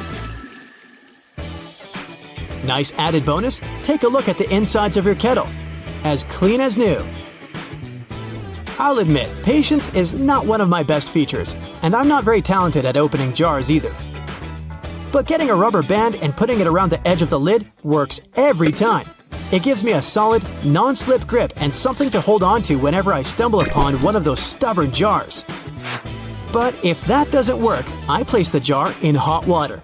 The heat causes the metal to expand, making it easy to break the seal. You know how hard it is to hang things on your walls, especially when it comes to items that require multiple holes. But here's a neat trick. Take a piece of tape and spread it over the object you want to put on the wall. It can be a painting or maybe even an extension cord. Mark the spots where the holes are supposed to be on the tape. Then take the tape and place it on the wall. Now you'll know exactly how far apart the nails need to go. You turn on the faucet in the kitchen sink when suddenly you hear a loud creak from below. Alarmed, you quickly turn off the water, but the creak repeats, this time from somewhere to your left. You tiptoe to the door, careful not to make a sound, when the entire house starts shaking and groaning. Terrified, you run outside, and just as you turn around in your front yard, you see your lovely home fall apart. You walk to the pile of debris that used to be your house and inspect it to find out what could have happened. And then you see it, a giant swarm of insects flying over the crumbling remains. And you remember, you've seen them in and out of your home for years, but didn't pay attention. If you had, you would have known that they were flying carpenter ants, and your house had been in danger for a long time.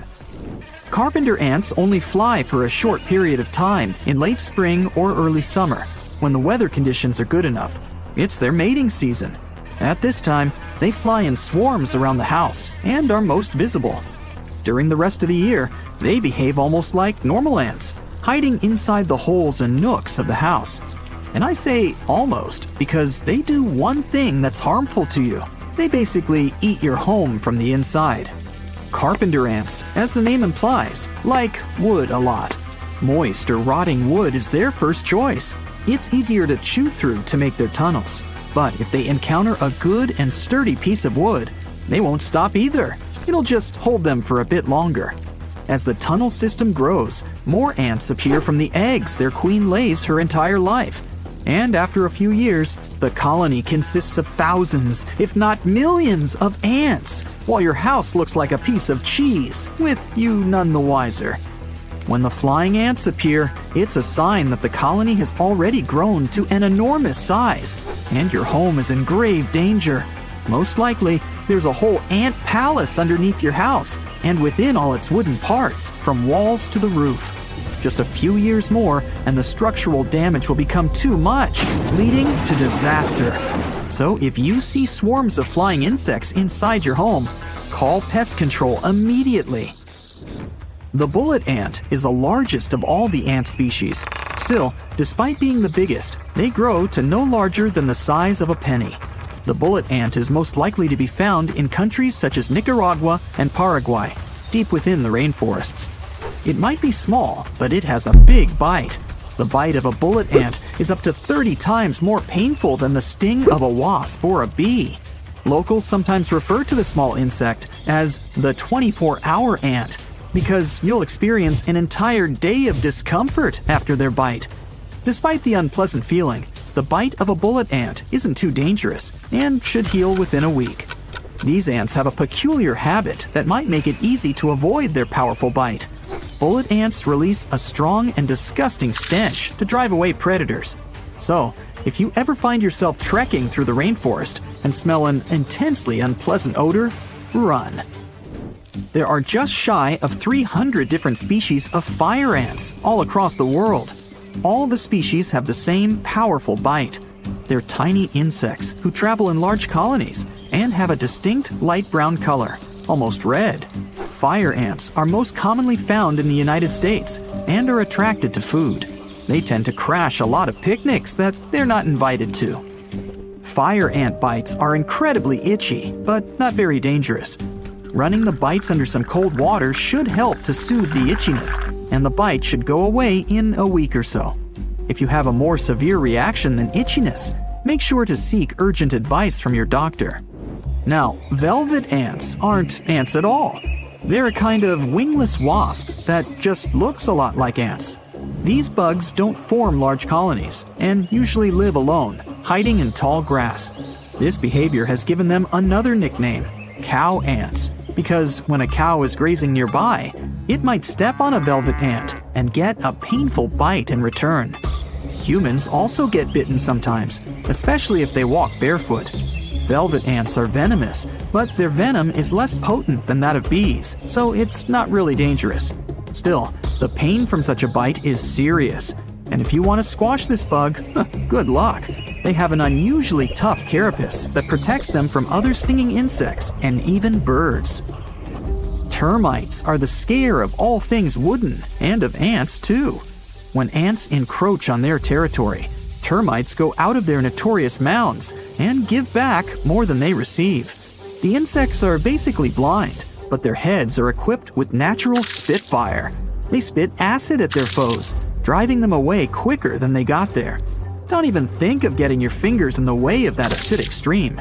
It's a really unpleasant feeling. Speaking of spitting, bombardier beetles are the best at that. The look of this bug is menacing enough itself, but when it feels threatened, it will give out a loud pop and spray the enemy with boiling hot liquid. There's a chamber inside the bug's belly that keeps two substances for that. When they mix before spraying, they react with each other and quickly get really hot. Even birds are in big trouble if they get into the beetle's way, and other insects simply have no chance against it. Tarantula hawks are long, thin insects with beautiful rust-colored wings and yellow antennae. They tend to be found in rainforests across Asia, America, and Africa. They like to live alone and make their homes by burrowing into the ground. If you ever come across a tarantula hawk, be sure to move away very slowly. These insects only attack if they sense a threat. Tarantula hawks are thought to have one of the most painful stings in the world. The pain of the tarantula hawk sting is incredibly intense and lasts for 3 to 4 minutes. After these minutes have passed, the sting won't require any urgent care and should heal on its own. The yellow jacket is a dangerous species of wasp that can be found all over the world. They're named for their distinctive yellow and black patterns. The yellow is a striking neon color, much brighter than a normal wasp. Yellow jackets live in large colonies and build their nests in trees, bushes, and even underground. If you come across a yellow jacket nest, move away slowly and be careful not to threaten or irritate the wasps. The sting of a yellow jacket definitely isn't a pleasant feeling. The Japanese hornet is the largest species of hornet in the world. The Japanese hornets have a yellow and black striped pattern, just like the yellow jacket. What makes them distinguishable from bees and wasps is their size and shape. The Japanese hornet is much larger and thinner than a bumblebee, and much longer than a wasp. These hornets, of course, live in Japan, where they travel in colonies of up to 700 members. People who have previously been stung by the Japanese hornet often say it's like being struck by a red-hot poker. If you're ever unfortunate enough to be stung by one of these insects, immediately call for help. And while you wait for the doctors, wash the sting with cold water. Asian giant hornets live mostly in Asian countries, but they were reported in North America in 2019. These beasts are big, yellow, and vicious. It's impossible to confuse a giant hornet with any other bee or wasp. They are much larger and a lot more aggressive. But the worst thing about them is their stinger, which is more than 3 times longer than that of a honeybee. The stinger contains a really potent venom, and several stings from an Asian giant hornet can bring down even a large animal, and human too. And if that wasn't enough, these creatures can even spray their venom, aiming at the eyes. Needless to say, that's an unforgettable experience. Okay, let's admit it, all centipedes are terrifying, and perhaps one of the most horrible species is a Texas red-headed centipede. First of all, it looks like it's ascended from your deepest, darkest nightmares. A black-sectioned body, dozens of yellowish legs that look more like claws, and a red head with 2 long prongs. That's a picture enough to make me run for it in a split second. Being pretty large, these crawlers have a voracious appetite, munching on toads, lizards, and an occasional rat. Sometimes, when desperate, they can even catch a bat right in the middle of a flight. And of course, red-headed centipedes are venomous, fitting for such an appearance. Luckily, they're not interested in humans, and that's mutual. Now, before you leave your bedroom in the morning, make sure you close all the windows and shades to keep the room as dark as possible. It prevents any sun or hot air getting in and increasing the temperature of the room. Once the sun is set, try opening 2 windows that are on opposite sides of the room. This will create cross ventilation. Air will come in through one window and exit out the other to create a nice cooling breeze. If there's only one window in your room, you can mimic this system by placing a fan opposite the open window. The fan will blow back out the air that enters through the window. This might sound strange, but it'll help to get rid of the warm indoor air while allowing the new, cooler air inside. Try to avoid any heat-generating appliances throughout the day. The heat that these devices give off will only make the air in your room even warmer. If you use a hairdryer, try it on a cooler setting. Instead of using a warm oven to roast your dinner, have a no-cook summer salad instead. This even applies to your electronics. Running computers, TVs, and your charging phone all generate heat. Turning off these appliances before bed will keep your air temperature cooler for longer. Of course, you'll know to swap out your heavier winter comforter for a lighter summer one. But choosing your bedding based on fabric can make all the difference. Sheets and blankets made from synthetic materials like polyester manage to trap heat. This can make your bed feel even warmer than it actually is. Heavier natural fibers such as flannel or wool won't keep you cool either. Seek out bedding made from breathable materials like cotton or linen. These lighter natural fibers feel much cooler on your skin. As it gets closer to bedtime, your body's core temperature naturally starts to dip to help you get to sleep. You can aid this natural cooling process by taking a lukewarm shower before you go to bed. Your body temperature will initially rise in the shower, but once you exit, your body will start to cool down fast. However, make sure the shower isn't too hot, or the steam it'll give off will increase the temperature in your room. If you head to sleep with damp hair, the extra moisture on your scalp will help you feel even cooler. But don't use this trick too often, as sleeping with a wet scalp on a regular basis may cause hair damage and extra tangling. Tell me about it. While a cool fan will initially help to drop the temperature in your room, they recycle the same air over and over again, so it soon loses its cooling effect. If you place a bowl of ice water in front of the fan, it will instantly cool down the air the fan blows, giving you cool air far into the night. The most common place that humans release sweat is their forehead and face. So, to stay cool, it's important to keep these areas cool. Try freezing a small washcloth for an hour before bed. Place it on your forehead to use as a cold compress before you go to sleep. If you don't want to go to extremes, you may skip the freezing step and just place a cool, soaking wet compress. Lower quality mattresses can be heat traps. They tend to use a poorer quality of foam that restricts airflow, meaning that your body heat gets trapped at the surface of the mattress where you sleep. Higher quality mattresses use innovative tools like gel-infused mattresses or plant-based foams to help absorb your body heat and help you stay cool while you sleep. Even if your blankets are really thin, but you keep layering them, the air will get trapped in between the layers, keeping you warmer. So, for summer nights, opt for only one comforter. Hot air rises, so to avoid the heat, try and set your bed up as close to the ground as possible. If you live in a multi-floor house, instead of sleeping in an upper story, try to sleep on the ground floor or even a cool basement. If your home is only one floor, try hauling your mattress off the bed frame and place it on the floor. In order to fall asleep in the sweltering heat of the Egyptian sun, the native folk devised a peculiar method. Wet a blanket or sheet that is large enough to cover your body with some cold water. Wring it out or leave it to dry until it isn't dripping wet but still damp. Place a dry towel on top of your mattress to save it from getting wet, and then use the damp sheet as your blanket. The damp blanket will keep you cool throughout the night. Regular exercising helps to improve the overall quality of your sleep. But if you exercise too late in the evening, your core temperature will be at a higher level, making it more difficult to cool down before bedtime. If you sleep alone, you have plenty of space to spread out. Stretch out your arms and legs and head to sleep in a spread eagle position. This will allow the air to circulate around your body, reducing your body temperature. Heavy meals full of fats and carbs take a lot of energy for your body to break down. They can cause what people call meat sweats. Spicy meals also tend to make people sweat. Swap big meals for smaller, lighter portions, like fish, salads, and fruits.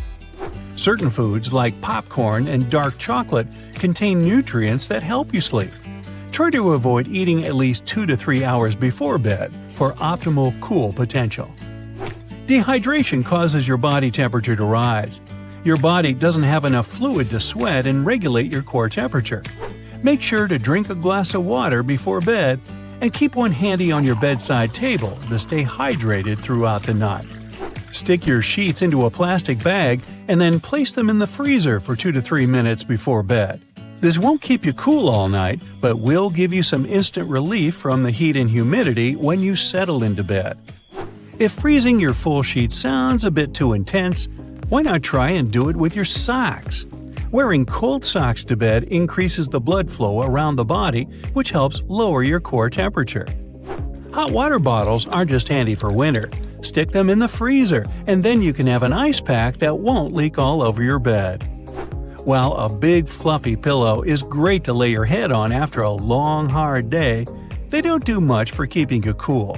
The head is one of the warmest parts of your body, and surrounding it in pillow fluff can stop the heat from escaping. Swap out your fluffy pillows for a lighter version in order to keep a cool head. If you need to cool down quickly, applying ice or cold compresses to pulse points, where our blood vessels are closer to the skin than other points, will lower your body temperature fast. These pulse points are at your wrists, neck, elbows, ankles, and behind your ears. Just like your bed sheets, it's important to make sure that your PJs are made from a lightweight material. If you're trying to stay cool, wearing less is better. Loose cotton shorts or underwear should do the trick. Some people argue that PJs actually keep you cooler than sleeping au naturel, as the fabric soaks sweat off the body. Now, if you're brave enough, why not try and fashion a DIY hammock in your bedroom? Because hammocks are suspended on all sides, they have increased airflow. It'll feel like sleeping in a cool breeze. By hanging a wet sheet up in front of an open window, you can cool down an entire room. The air blowing in will be cooled by the wet sheet and quickly lower the room's temperature.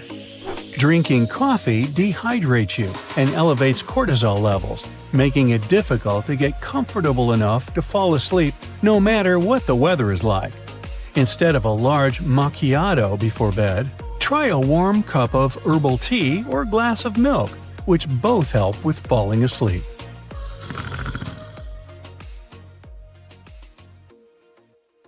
Oops, another burglary in the US has just occurred. Wait another 22.6 seconds and there will be another one. Hey, no need to worry about your property. Forewarned, forearmed. Let's explore a few tips on how to protect your house. A mere sticker can contribute a lot to your house's safety. For instance, you can use a sticker that says you have a home security system, even if in reality you don't. It may not sound convincing enough, but still, burglars prefer not to mess with such houses. Just one more tip here. Make sure the sticker looks true to life, so a makeshift sign won't do.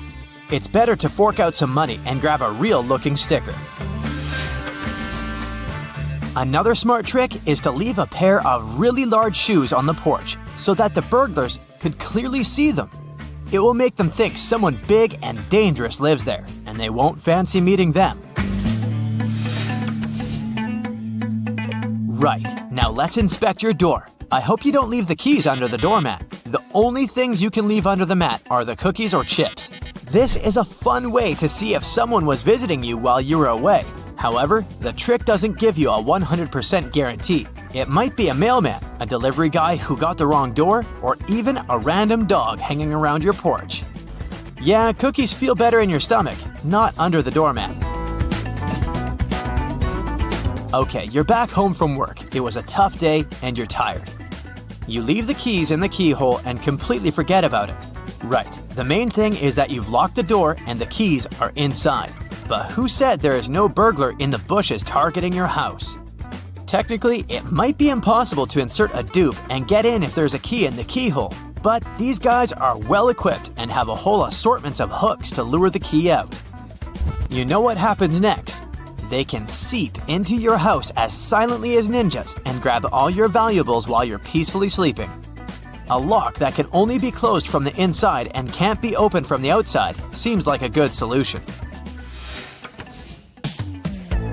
When moving to a new place, even if you didn't buy it but rent it, make sure to change the locks. Who knows how many copies of those keys there are? As for renting, you never know who lived there before you moved in.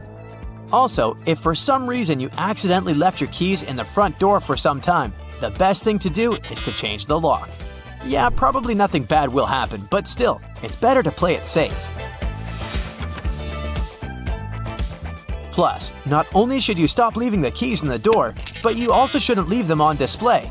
Maybe it's better to bring the keys to the living room instead of keeping them near the front door. Sometimes burglars can use not only your door, but your window too. Mind your trash, especially if you throw away some pricey stuff packaging. Don't let the thieves know what you purchased and how much you paid for it.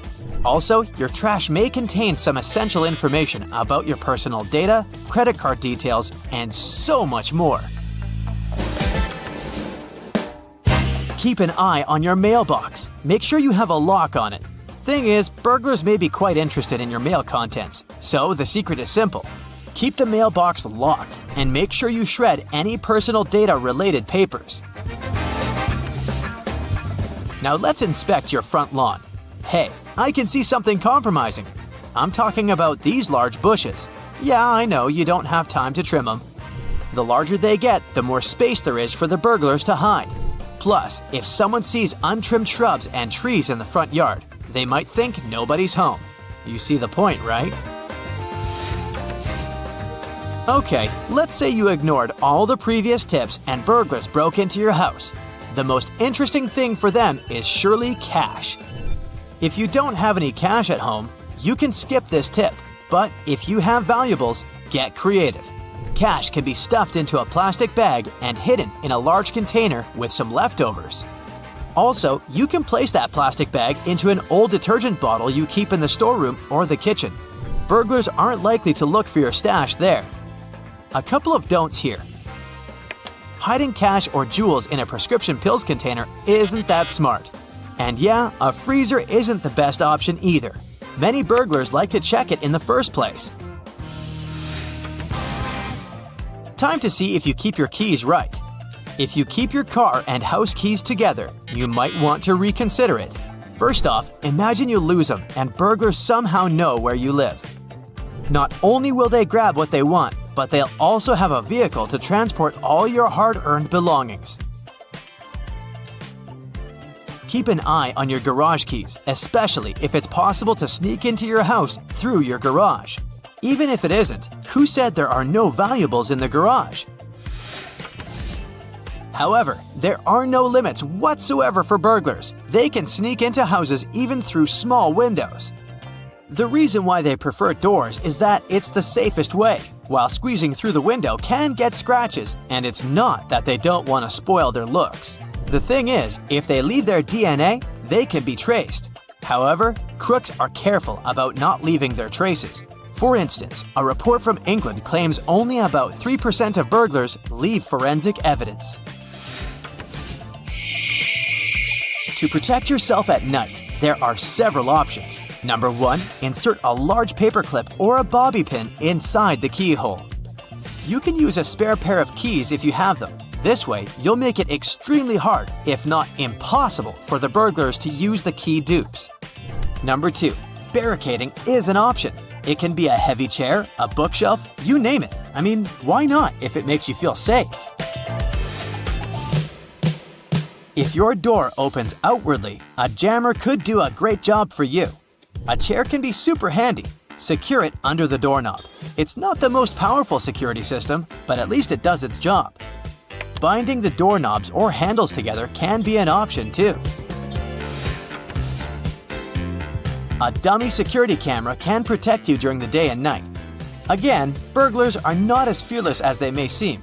If you have a real CCTV, make sure the crooks don't deactivate it, so place it in some hard-to-get place. If you're ready to fork out some money for protection, then the motion sensor light is exactly what you need. Crooks like dim spots, and once they approach your place, they'll be frightened off by the bright light. This solution works as long as the burglars know you're home. In case they're sure you're away, it's way less efficient. TV and radio timers are another trick. With their help, you can imitate your home even if you're not. A perfect match for the motion sensor light. This trick can help outsmart some burglars, but again, it doesn't give a 100% guarantee. Some of them aren't afraid to break in, even if the TV's on. What about live alarm systems? This can be real or fake too. I'm talking about dogs. Remember the trick with the boots? You can do the same with a dog if you don't have one. Leave a large bowl on the porch, but make sure it all looks real. I mean, the bowl should not look untouched and brand new. Hey, do you know all your neighbors?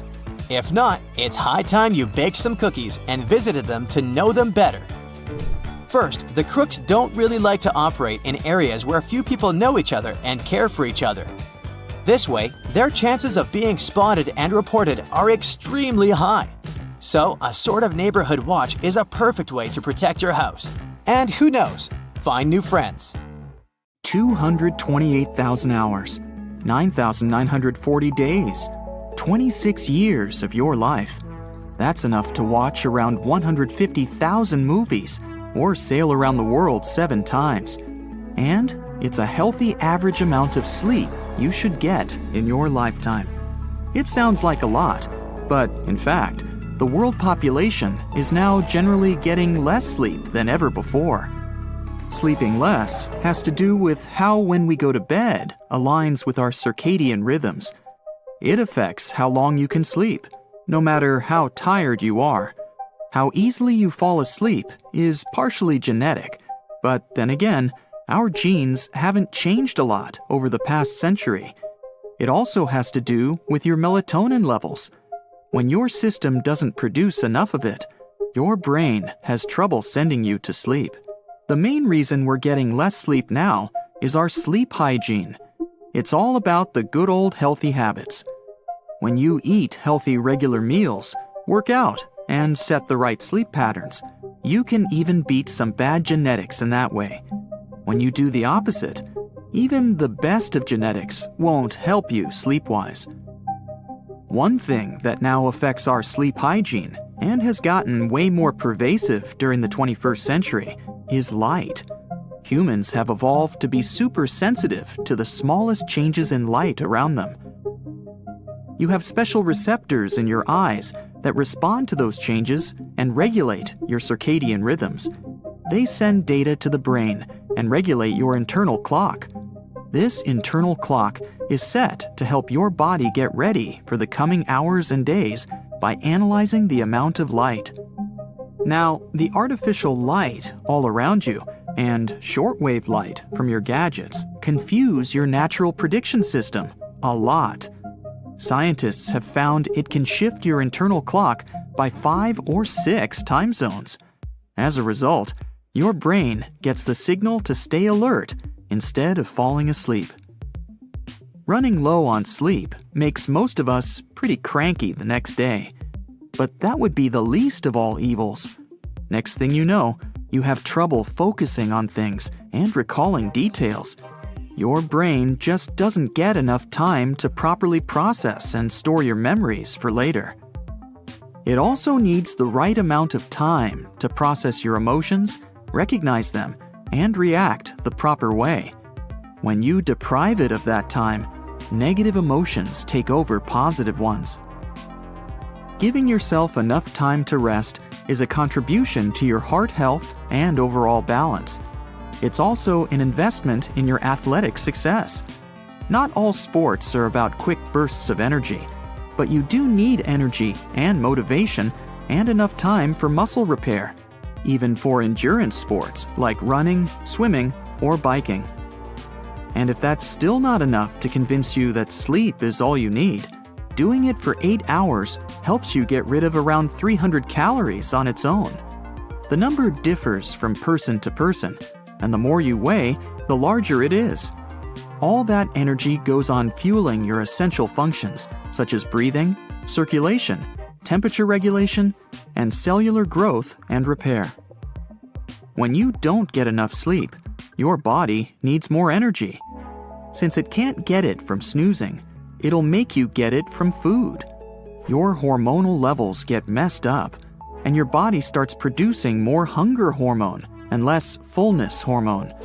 Scientists asked healthy adults to sleep for just 6 hours a day for 5 weeks, and their resting metabolism slowed down by 8%.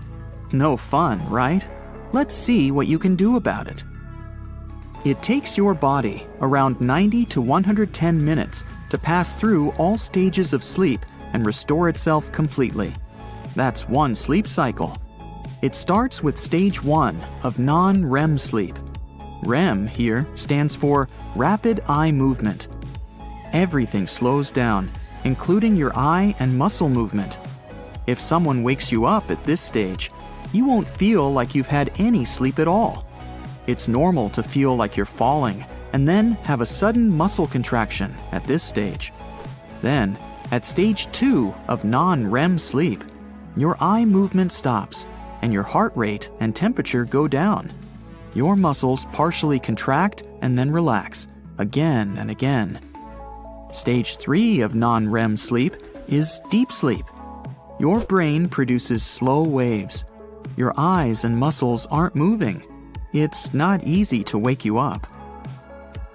Then, about an hour after falling asleep, you pass through the REM sleep stage when you normally see vivid dreams. So, your brain activity increases and your sleep isn't that deep.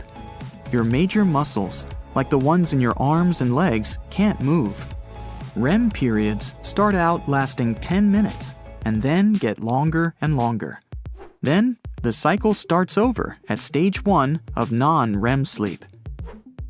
When you plan your bedtime, it's important that you don't break those sleep cycles and let yourself have at least 5 of them per night. That sums up to 7.5 hours of rest. So, if you know you'll have to wake up at 7 a.m. the next day, you gotta schedule to doze off at 11:30 p.m. Planning on setting your alarm for 8 a.m. to rise and shine and get off to work or school? Then, your optimal bedtime starts at 12:30 a.m. You got it right, it's not about the earlier the better. If you missed your bedtime for some reason, wait an hour and a half before the next cycle starts. This way, you won't wake up tired and exhausted in the middle of your sleep cycle. We've all had those days when we're so exhausted we can hardly wait to get into bed, and then sleep just won't come. Sleep experts call it conditioned or learned arousal. It's one of the most common sleep problems these days. It most likely happens because something in your sleep environment is screaming to your brain to wake you up and not make you doze off. The worst thing you can do in that situation is start scrolling through your social media feed or work emails on your laptop. First off, the blue light your gadget's screen emits restrains the production of melatonin. That hormone is in charge of your sleep-wake cycle, aka circadian rhythm. Second, the mere expectation of those work emails and prospectively bad news or more tasks to do makes you nervous. Each new message you get means another decision your brain needs to take, and it has to stay active for that. That's why calming it down could take a good while when you finally put your phone aside and lay your head on the pillow. To get there faster, try listening to music for 25 to 60 minutes before bed. It doesn't have to be Beethoven and the like. Some other relaxing tunes, like jazz or folk songs, slow your heart rate and breathing and help your muscles relax. When you do it regularly, your brain will take it as a before-bed ritual, and you'll fall asleep even faster. It can also be a special sleepcast or an audiobook, as long as the narrator has a soothing voice and the story isn't shocking. The sound of frying bacon has a similar effect on your mind. It's comforting and repetitive enough to send some chilling vibes to your brain. It's perfect for falling asleep and as white noise while you're working and need to focus on something. You don't have to fry bacon before bed. Listening to a recording of it will do. Your report that's long overdue, the new person at work who seems to like you. Should you go see that movie everyone's talking about? And when will you finally sort all of your laundry? All those thoughts racing through your mind before bed won't let your brain unwind. Try getting up and writing down all of them to clear your mind of that burden. You could try putting them all in one painting or composing a poem. Another idea is making some meaningless lists in your mind. plan what you take on a vacation on Mars, or how you decorate your restaurant. It all works. You don't really have to know how many hours you have before your alarm clock goes off, so set it and hide it from plain sight. Put it in a drawer or under your bed.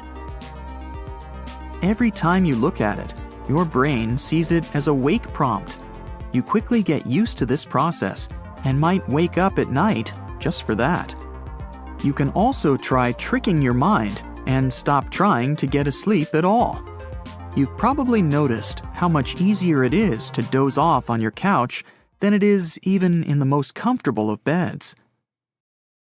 Imagine you have an important test or job interview in the morning. You realize you need to get 8 hours of healthy sleep, but you aren't tired at all. You get into bed and try forcing yourself into it. And then, when you have just 4 hours of sleep time left, you move to the couch. The living room is a different environment, most likely filled with good memories.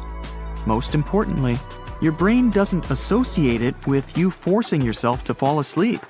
Without all that pressure, you relax and get your well-deserved Z's in no time. Now let's talk about some physical things that can speed up the process of you falling asleep and improve the quality of it. Keep your bedroom cool and dark. Most sleep experts agree the best bedroom temperature is around 65 degrees. Your body temperature naturally decreases to initiate sleep, and this room temperature range helps boost this process. If you keep it too hot or too cold, you'll affect the quality of REM sleep. Shades, curtains, or blinds will help you make your bedroom dark enough. Switching the bright overhead lights off won't send you to dreamland immediately. The best you can do is get some lamps, a dimmer switch, or candles to keep the lights in your bedroom low-key all evening long. And make sure you spend some time outdoors in the morning or earlier in the day to get enough natural light. It'll keep your body clock on the right sleep-wake schedule. You'll never really declutter your mind in a cluttered space. Even if you're okay with it, your brain isn't. It interprets the mess in your bedroom as another task to be completed. Until it's done, it can't totally relax. Start with decluttering your clothes. They belong in the dresser, not on the floor or your armchair. Go through your paperwork. Better yet, keep your bills, lists, and papers out of the bedroom. Your books belong on the bookshelves. Don't pile them up around your bed. One is enough. Otherwise, it's another subconscious to-do list. Sort the artwork. If it's too chaotic or intense, it can also stimulate your brain to process it instead of calming down. If possible, keep the space under your bed clear, or at least sort the stuff you keep there and put it in vacuum bags to save space. Remember, your bed is for sleeping. It's not a home office where you can always answer a phone call or respond to emails. It's not a movie theater for watching late-night TV. And it's not the place to snuggle with your pets. They can easily interrupt your sleep as they start moving at night. You most likely sleep in one of 3 positions. The majority of people are side sleepers. This lateral position is pretty good for you, especially if you prefer the left side. Try not to curl up though. It may prevent you from breathing deeply. Sleeping on your back is called the supine position. No matter if you sleep with your arms down and close to your body, or like a starfish with your arms up over your head, it could make your lower back feel uncomfortable and take your snoring to the next level. This position is good for your neck though. To make it easier on your back, put a pillow between your legs to align your hips better and decrease the stress on your lower back. If you prefer to sleep on your stomach, it's the prone position. In this position, you tilt your head up and your neck muscles press on the important arteries going to the brain. As a result, your brain doesn't get enough blood, and you could wake up with a headache. So, stomach sleepers, you might want to reconsider your choice. Master the technique of progressive muscle relaxation. Your muscles that have been working all day need to unwind, just like your mind does. It's a kind of meditation that goes like a waterfall through each and every muscle in your body. You can go from your head and down to your toes, or in the opposite direction. First, take a deep breath. Then, tense your toes. Hold them like that for 5 seconds, and then relax them for 30 seconds. Move to your calves and thighs and do the same. Contract and relax. Continue to your abs and the backside. Move up to your hands, then your arms and shoulders. Don't rush. Go muscle by muscle and focus your mind on what you're doing. No external thoughts allowed. Finally, work your chest, neck, and don't forget about your face. Tighten your jaws and then relax them. If that full body relaxation is too much for you, at least work out your toes as you lie in bed. Curling and uncurling them for a while is a great way to release the tension from your entire body. It's so repetitive, your body starts slowly moving into sleep mode. Plus, it works out your leg muscles and even your abs. You can also try one of the many breathing techniques. Blowing bubbles, for example, relaxes your body and takes your mind off problems that distract you from going to sleep mode. Moon breathing is popular in many countries in Asia as a way to calm down your nervous system and improve your sleep cycle. Want to give it a go? Put a finger on your right nostril and breathe slowly and deeply through your left one. The yogis believe this way you only get the passive moon energy. It slows you down before sleep or whenever you need to calm down quickly. Use all of your acting skills and hum like a bee. It's like a spa for your mind and nervous system. Humming turns on the production of melatonin, the sleep hormone, and serotonin, aka the feel-good one. To make it work, you gotta lie down on your bed, close your mouth, inhale through the nose, and hum like a bee on your exhales for about 10 minutes before sleep. Have you ever heard of the 10-3-2-1-0 technique?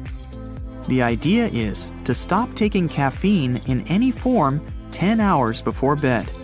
Then, no food at all 3 hours before bed. You must stop working to take your mind off things 2 hours before sleep. No more screen time 1 hour before bed. That includes your phone, TV, and computer. Finally, the 0 in the formula stands for the number of times you'll hit the snooze button in the morning. Experts confirm this technique works miracles and will help you sleep well and wake up energized the next morning. If you can't survive without a pre-bed snack, a grumbling stomach is no fun at all. At least pick the right and healthy food. When you consume caffeine or fatty foods high in sugar, it takes a long time for your system to digest that stuff. That's why your body temperature rises. It won't help you get a good night's sleep. Instead, get some almonds before bed for a longer and deeper sleep. Another healthy and effective before-bed snack is walnuts. They contain omega-3 acids that kickstart the production of serotonin. The best you can do for your sleep, diet-wise, is to have brinner. That's breakfast for dinner. Bananas help your muscles relax, thanks to potassium. Eggs are rich in protein that helps healthy sleep. Oats and honey send the right amount of melatonin to your brain. You can also get a cup of chamomile tea, eat some kiwi, or have a bowl of rice. Foods you should avoid before going to sleep, unless you want to be awake all night, are cheese, fatty food, and all things spicy. Another sure way to spend more time quality sleeping and not tossing and turning in bed is to take a warm bath or shower an hour or two before bed. Even 10 minutes can help change your body's core temperature, relax both the body and mind, and make you fall asleep no problem. Now, are you 100% happy with your pillow? It should be just the right size, not too fat and not too flat. If your neck and shoulders don't get sufficient support or are curved at a weird angle that makes them twist or crunch, this puts your spine and body out of balance. As a result, you wake up with discomfort in your neck, shoulders, and back. It also happens when you've overused even the most perfect of pillows. Ideally, you should replace it after 18 months. That doesn't sound like a long time, but then again, you spend 2,500 hours a year with your head on it, so it's not that bad after all. Memory foam pillows can last longer, up to 3 years. A natural pillow is also more durable than a synthetic one. Ready to test your soft sleep companion? First, take off the pillowcase and give the pillow a thorough look. If it has stains from sweat, is torn, or smells, it does need replacing. Pillows collect dead skin cells, mildew, mold, fungus, and dust mites. Over time, these unwelcome guests become a crowd that can interfere with your sleep because of their odors. Then, fold your pillow in half. If it lies there folded and doesn't spring back to its original shape, it's time to start looking for a new one. You can choose a light and soft pillow filled with down, feathers, and other fillings. A good quality down pillow won't be cheap, but it's worth it if you want that natural material and super softness. Memory foam and latex pillows are heavier than lightweight choices, but unless you want to reshape it and move it with you while sleeping, it can be just fine. Your mattress also matters. Most of them have a lifespan of 8 years. If yours is much older than that, it's time to find a replacement for it. The 3 most common types of them are inner spring, foam, and adjustable. Side sleepers will feel more comfortable with a softer mattress. Stomach sleepers need a firm one, and back sleepers land somewhere in between. The good old inner spring option will give you that bouncy feeling with its extra durable interconnected coils. It's smart to choose a firmer, well-quilted mattress and get a replaceable mattress topper to make it last longer. Memory foam mattresses have less spring and give you more pressure relief. They mostly have several layers of foam, heavier ones on the bottom and lighter kinds on the top. There are also hybrid mattresses with 2 central elements, an inner spring support core, and a foam comfort system. It's the perfect blend of bounce and contouring and low heat retention. It works for sleepers in any position. You can also experiment with an air-filled mattress with a remote that lets you control how much air is inside. Sleep is such an important aspect of your life, it gave rise to many myths. Let's see which of them are actually true. Some people say you can reduce sleep time by an hour or 2 every night and feel just as good. Sleep experts beg to differ. An average person needs between 6 and 9 hours a night. You must already know your own number. You can force yourself into earlier wake-ups and feel seemingly well at first, but your sleep debt will gradually build up. As a result, your brain won't be able to function to its fullest. Your concentration level will drop, your reaction will become slower, and you'll feel confused and distressed. If you know you'll have to reduce the amount of sleep for a certain period of time, try banking sleep in advance. Experiments proved going to bed a couple of hours earlier than usual every night for a week could help you suffer less once you have to sleep less. But don't make a habit out of it. Sleeping in every weekend won't compensate for your sleep deprivation during the week. Another popular myth says putting your socks on will instantly send you to dreamland. It won't work in 1 second, but it can be one of the cues for your brain that it's time to doze off. Wearing socks promotes blood circulation to your feet. The vessels widen and can get rid of heat much faster. This drops down your core body temperature faster than usual, and that's what you need for a good, healthy sleep. You've probably heard that a long daytime nap is great for you. Naps are fine, but you'd better keep them under 1 hour and enjoy them before 2 to 3 p.m. If you nap for longer, you'll likely fall into the deep stages of sleep. You'll wake up with a groggy feeling and not refreshed at all. You'll also likely sleep off some of the sleep debt you have from the morning. It means you could have trouble falling asleep at night. To get the most productive nap, set the alarm to limit your nap to 10 to 20 minutes.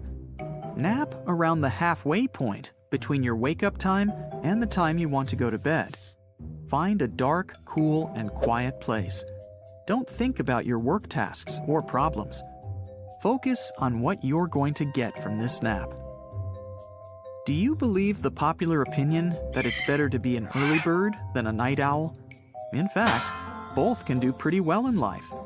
It might be easier for a morning person to fit in and do better at work because of the way society is traditionally structured. Morning people are mostly more persistent, self-directed, and agreeable. But it doesn't mean you have to force yourself into becoming a lark if your productivity is at its peak in the evening.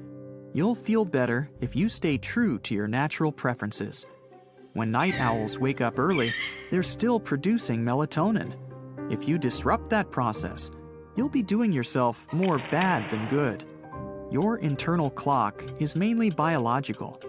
You inherit the length of your circadian cycle from your parents.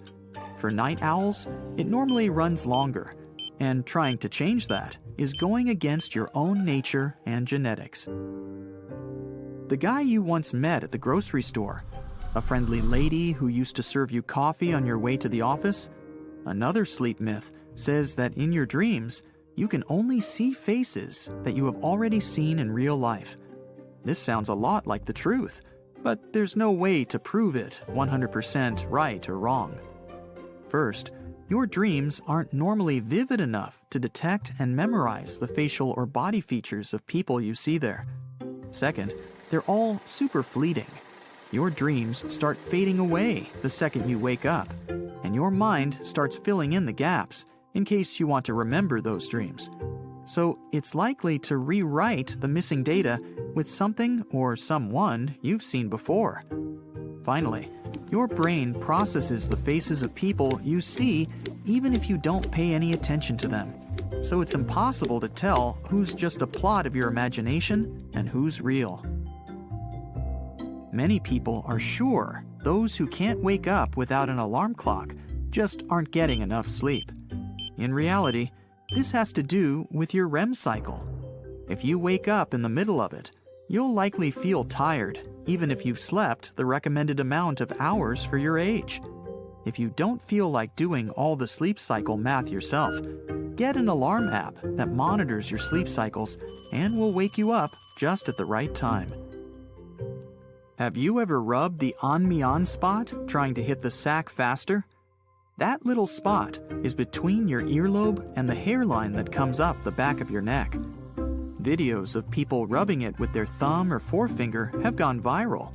They say it helps to relax the nervous system. Sleep experts debunk this myth, as sleep is about your brain and hormones, and not about massaging yourself. One way the rubbing could work out is by exhausting you so much that you'd fall asleep eventually. Another popular myth states that you gotta stay awake all night to cure jet lag. In fact, depriving yourself of sleep won't help you adjust to the new time zone. There is no cure for jet lag, but you could try spending as much time outside as you can. Natural light should help you feel better and get some sound sleep. You can start preparing yourself for your future trip ahead of time. If you're traveling east, say from New York to London, with a 5-hour time difference, start shifting your schedule 4 or 5 days before the trip by 1 hour. So, by the time you get there, you'll be used to local time. When it's time to go back home, the same tips will work. You can also start preparing yourself and adjusting your bedtime in advance. When buying tickets for a long-haul flight through multiple time zones, pick a flight for the time you usually sleep at, if that's possible. If you normally go to bed at 10 p.m. and there are flights that leave at 7 p.m. or 10 p.m., it's a good idea to go for the second option. Wake up 2 to 3 hours earlier the night before the flight to fall asleep faster on board. Arrive at the airport a couple of hours before the flight and even earlier for international flights from larger airports. It will let you avoid unnecessary stress as you walk through check-in and security. And this way, you'll have enough time to do all of your pre-bed rituals. Want to brush your teeth? No problem. You have time for that. Do you normally read before you fall asleep? You can do that before you get on the plane as well. This will trick your body into thinking it's just another regular day, and taking your seat on the plane will feel like moving to your bedroom, all ready for a good night's sleep. Don't ever deprive yourself of some quality, well-deserved sleep. Make those 26 years of your life really count. Ignoring fast charge. There's a rumor going that fast charge can reduce your battery life. Moreover, it generates more heat than normal charge, which is bad for the battery. Well, it may be partly true, but the most important thing about fast charge is that it doesn't give your phone more energy than it can consume. As for heat, it can be hardly avoided even if you charge your device the regular way. But it's still not recommended to use fast charge all the time. High voltage and constant overheating may harm your gadget. Letting your phone go to 0% charge. Draining the phone completely and then recharging it back to 100% is definitely not an option. Specialists say that your best range is 20% to 90% if you want your battery to last longer. If you let the battery go to 0 all the time and then juice it up, you can damage the inside materials, and it can even cause battery corrosion. Using random chargers. It's not true that all the chargers are the same. The best thing you can do to your phone is to provide it with the original charger. True, some generic Apple cable or adapter may seem as good as the original one, and even the charging time might be almost similar, but it may have different voltage. This can potentially damage your gadget. Plus, generic chargers usually don't include any protection from power surges. Charging your phones in cafes or other public places. First, you never know whether the plug is faulty or if the voltage is right. Second, juice jacking is a huge issue in public places. If you do need to charge a phone in a public place, the last thing you want to do is use a USB port. Someone can steal your personal data through it. Plus, sometimes the port capabilities are not powerful enough anyways. Going out without a power bank. That's one thing you don't want to leave at home. Power banks are much safer than any public hub. Just make sure the amperage is right. Most modern smartphones charge at 2.1 amps, and most power banks have a range of 2.1 to 2.4 amps, which is totally okay. Check if the phone's not too hot while charging. The hotter the battery, the less effective the charging is. Use charge-saving apps. Some of us do that to stay away from the plug as long as possible. Unfortunately, these apps do nothing but consume even more energy and aggressively shut down other apps. Most apps don't eat up battery when in the background, while battery-saving ones actually do. Only active processes, such as GPS or background music, really drain the battery whether you use them or not. You can restrict background apps yourself in the settings. Charging the phone in the car. Cars usually have less electricity than any phone actually needs to charge. The USB ports are low power there, so your gadget might swallow up the power much faster than the port can handle. You end up ruining your cable and battery like this, and the phone will barely get any charge.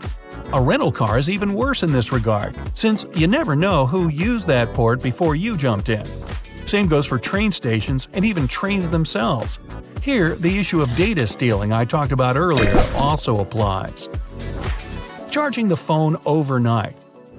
This is something almost everyone's guilty of. It may seem okay, especially if you have a smart charger that stops charging as soon as the phone reaches 100%. But as soon as your device loses a few percent, the charger will automatically top it off. And this vicious circle won't be broken until you wake up and unplug it. Just like lead-acid batteries, lithium-ion ones don't like being either fully charged or hitting 0%. Plus, it's pretty dangerous. Most fires take place at night, and a faulty charger can actually be the reason for that. Using your phone while it's charging. This way, you can confuse the battery a bit. The thing is that the phone's going to get a bit of charge, then the app you're using will grab that energy, and the charger will top off the battery again. These small cycles tire the battery out and shorten its lifespan. Ideally, you should just turn the gadget off while charging. But if that's impossible, at least leave it alone for the time being. Leaving the phone cover on while charging. Now, it's not critical, but it's not recommended either. The cover traps in the heat, making the whole charging process way less effective. You shouldn't leave your phone under the pillow for the same reason. If you get super unlucky, it can also catch fire, and now you're having a hot dream. If you just can't fall asleep without your phone, set a timer for the media and preferably put it on the bedside table. If you want to reduce heating, turn on the airplane mode and bring your screen brightness to a minimum while charging. Stopping using your gadget with too little or too much juice. Now, if for some reason you want to discontinue your phone use for some time, charge it to 50% and turn it off.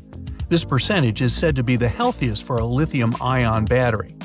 With this level of charge, you can store it for months with the least possible damage to your gadget.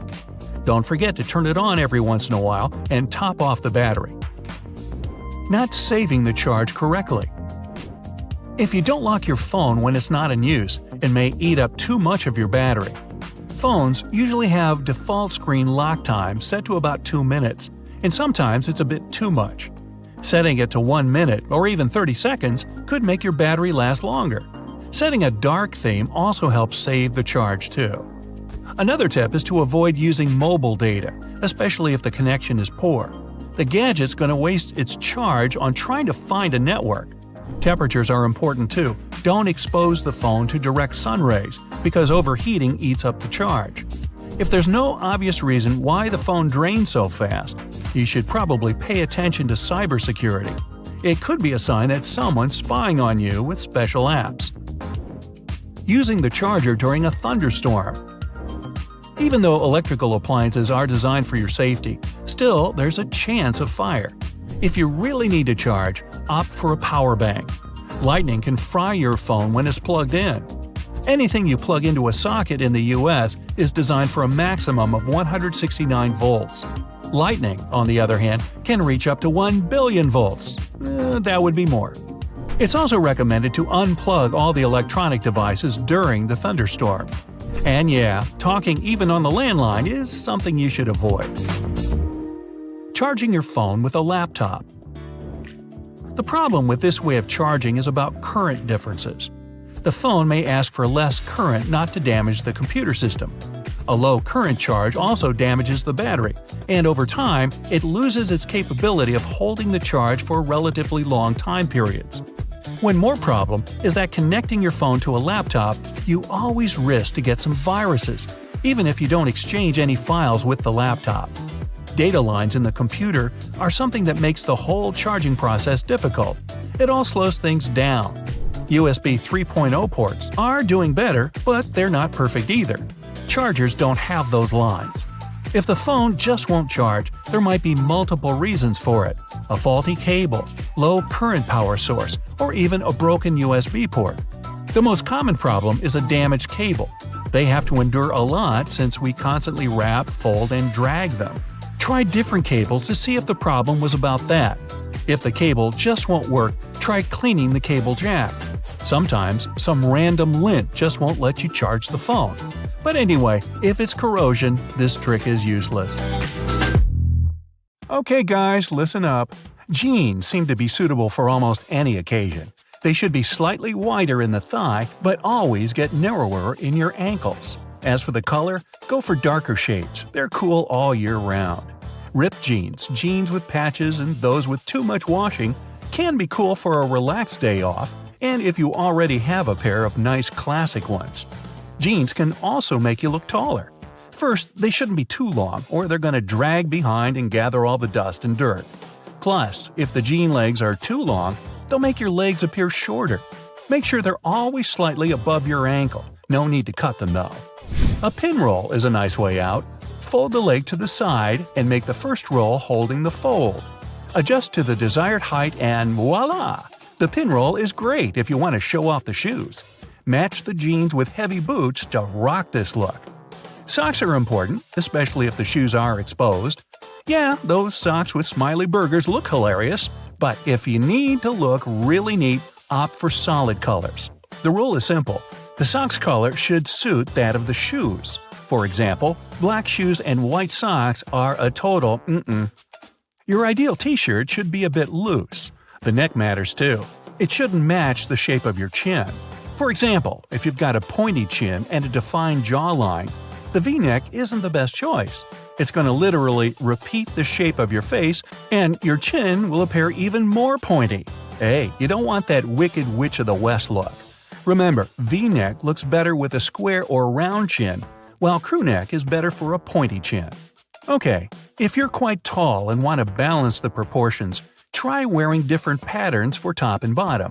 As for coats, these should never be waist length. Ideally, your coat should cover the hips. While vertical lines make people appear taller, horizontal lines do the opposite. You can choose the striped top, but if you don't have one, a belt is also a horizontal line. As for belts and other accessories, make sure their size fits you. The taller and stouter you are, the bigger the belt buckle should be. Same trick can be applied to watches, hats, and many other accessories. Accessories can make you stand out even if you're wearing the same t-shirt, same jeans, and the same shoes as everybody else. You may wear the simplest clothes from the secondhand store, but your accessories are your statement. Choose the shoes carefully. Pointy toe shoes don't really fit tall people because they make them look even bigger. Rounded-toed shoes make the feet look smaller, which might be good for those who are trying to balance the proportions. Also, thin-soled shoes can help make large feet appear smaller. Thick-soled shoes are cool for those who want to try to gain a couple of extra inches. They also may want to try special cushions. You put this cushion under your heel and whoopee, you're an inch taller. Now, suits are men's best friends, but it can be pretty hard to choose the right pair of shoes to match. Try a bit less official outfits, matching your suit with smart sneakers. Mixing sport and casual styles can be a great idea, but running shoes can only match a tracksuit. A soft, relaxed shirt is a cool match too. When it comes to shopping and getting some new garments, divide the amount of money you want to spend in two parts. Half of this money would go to basic things like t-shirts, socks, and underwear. These usually don't last long, and in order to look sharp, you gotta change them pretty often, so no need to shell out a fortune for them. Coats, suits, jackets, and belts and other accessories are the things you want to invest in. These will last you for ages and will upgrade your look to a brand new level. Now for formal occasions, always tuck your shirt in the trousers. Really, do I need to remind you? There are no exceptions. Unless you're wearing linen trousers and a linen shirt, walking along the coast of the Mediterranean Sea and enjoying the sun in your straw hat. But it's not a formal occasion, you know. Yeah, a shirt may kinda choke you, but don't undo too many buttons. Way too open shirts are a mauvais tone, whatever that is. There's a formula. For formal occasions, please keep your tie on and don't unbutton the collar. Think about the shirt you're going to wear beforehand. For semi-formal occasions, one or two open buttons are acceptable. If you're not wearing a suit and you're somewhere like at a barbecue, you can unbutton one more. But please, let's not do the disco gold chain on the hairy chest look. I'm not kidding. Now, when choosing a jacket, pay attention to several details. The accessories, such as zips and studs, should be made of quality metal. Poor quality metal gets oxidized, which leads to the color change. If you're planning to get a brand new, real leather jacket, check the leather it's made of. Grab a wet wipe and rub the leather. It's better to do that on the seam. If the dye fades to the white, it means that either an extra coat of dye has been added recently, or the leather is simply old. Don't buy this one. Also, some brands save money and use poor fabrics for lining. It shouldn't be too delicate, otherwise it'll get worn out several months later and you'll have to have it changed. Be careful with the length of casual shirts. The thing is that casual shirts are meant to be comfy for everyday life, so they're shortened and don't have to be tucked in. Dress shirts, on the contrary, need to be longer to be tucked in with no problems. Now listen up. We guys still cling to the myth that girls can be carried away only by smelling your cologne. So in case that somehow works for you, choose the scent carefully. It should match the occasion. Don't apply too much. Loads of cologne is a total turnoff, so I've heard. So apply a bit to the wrists to enjoy it.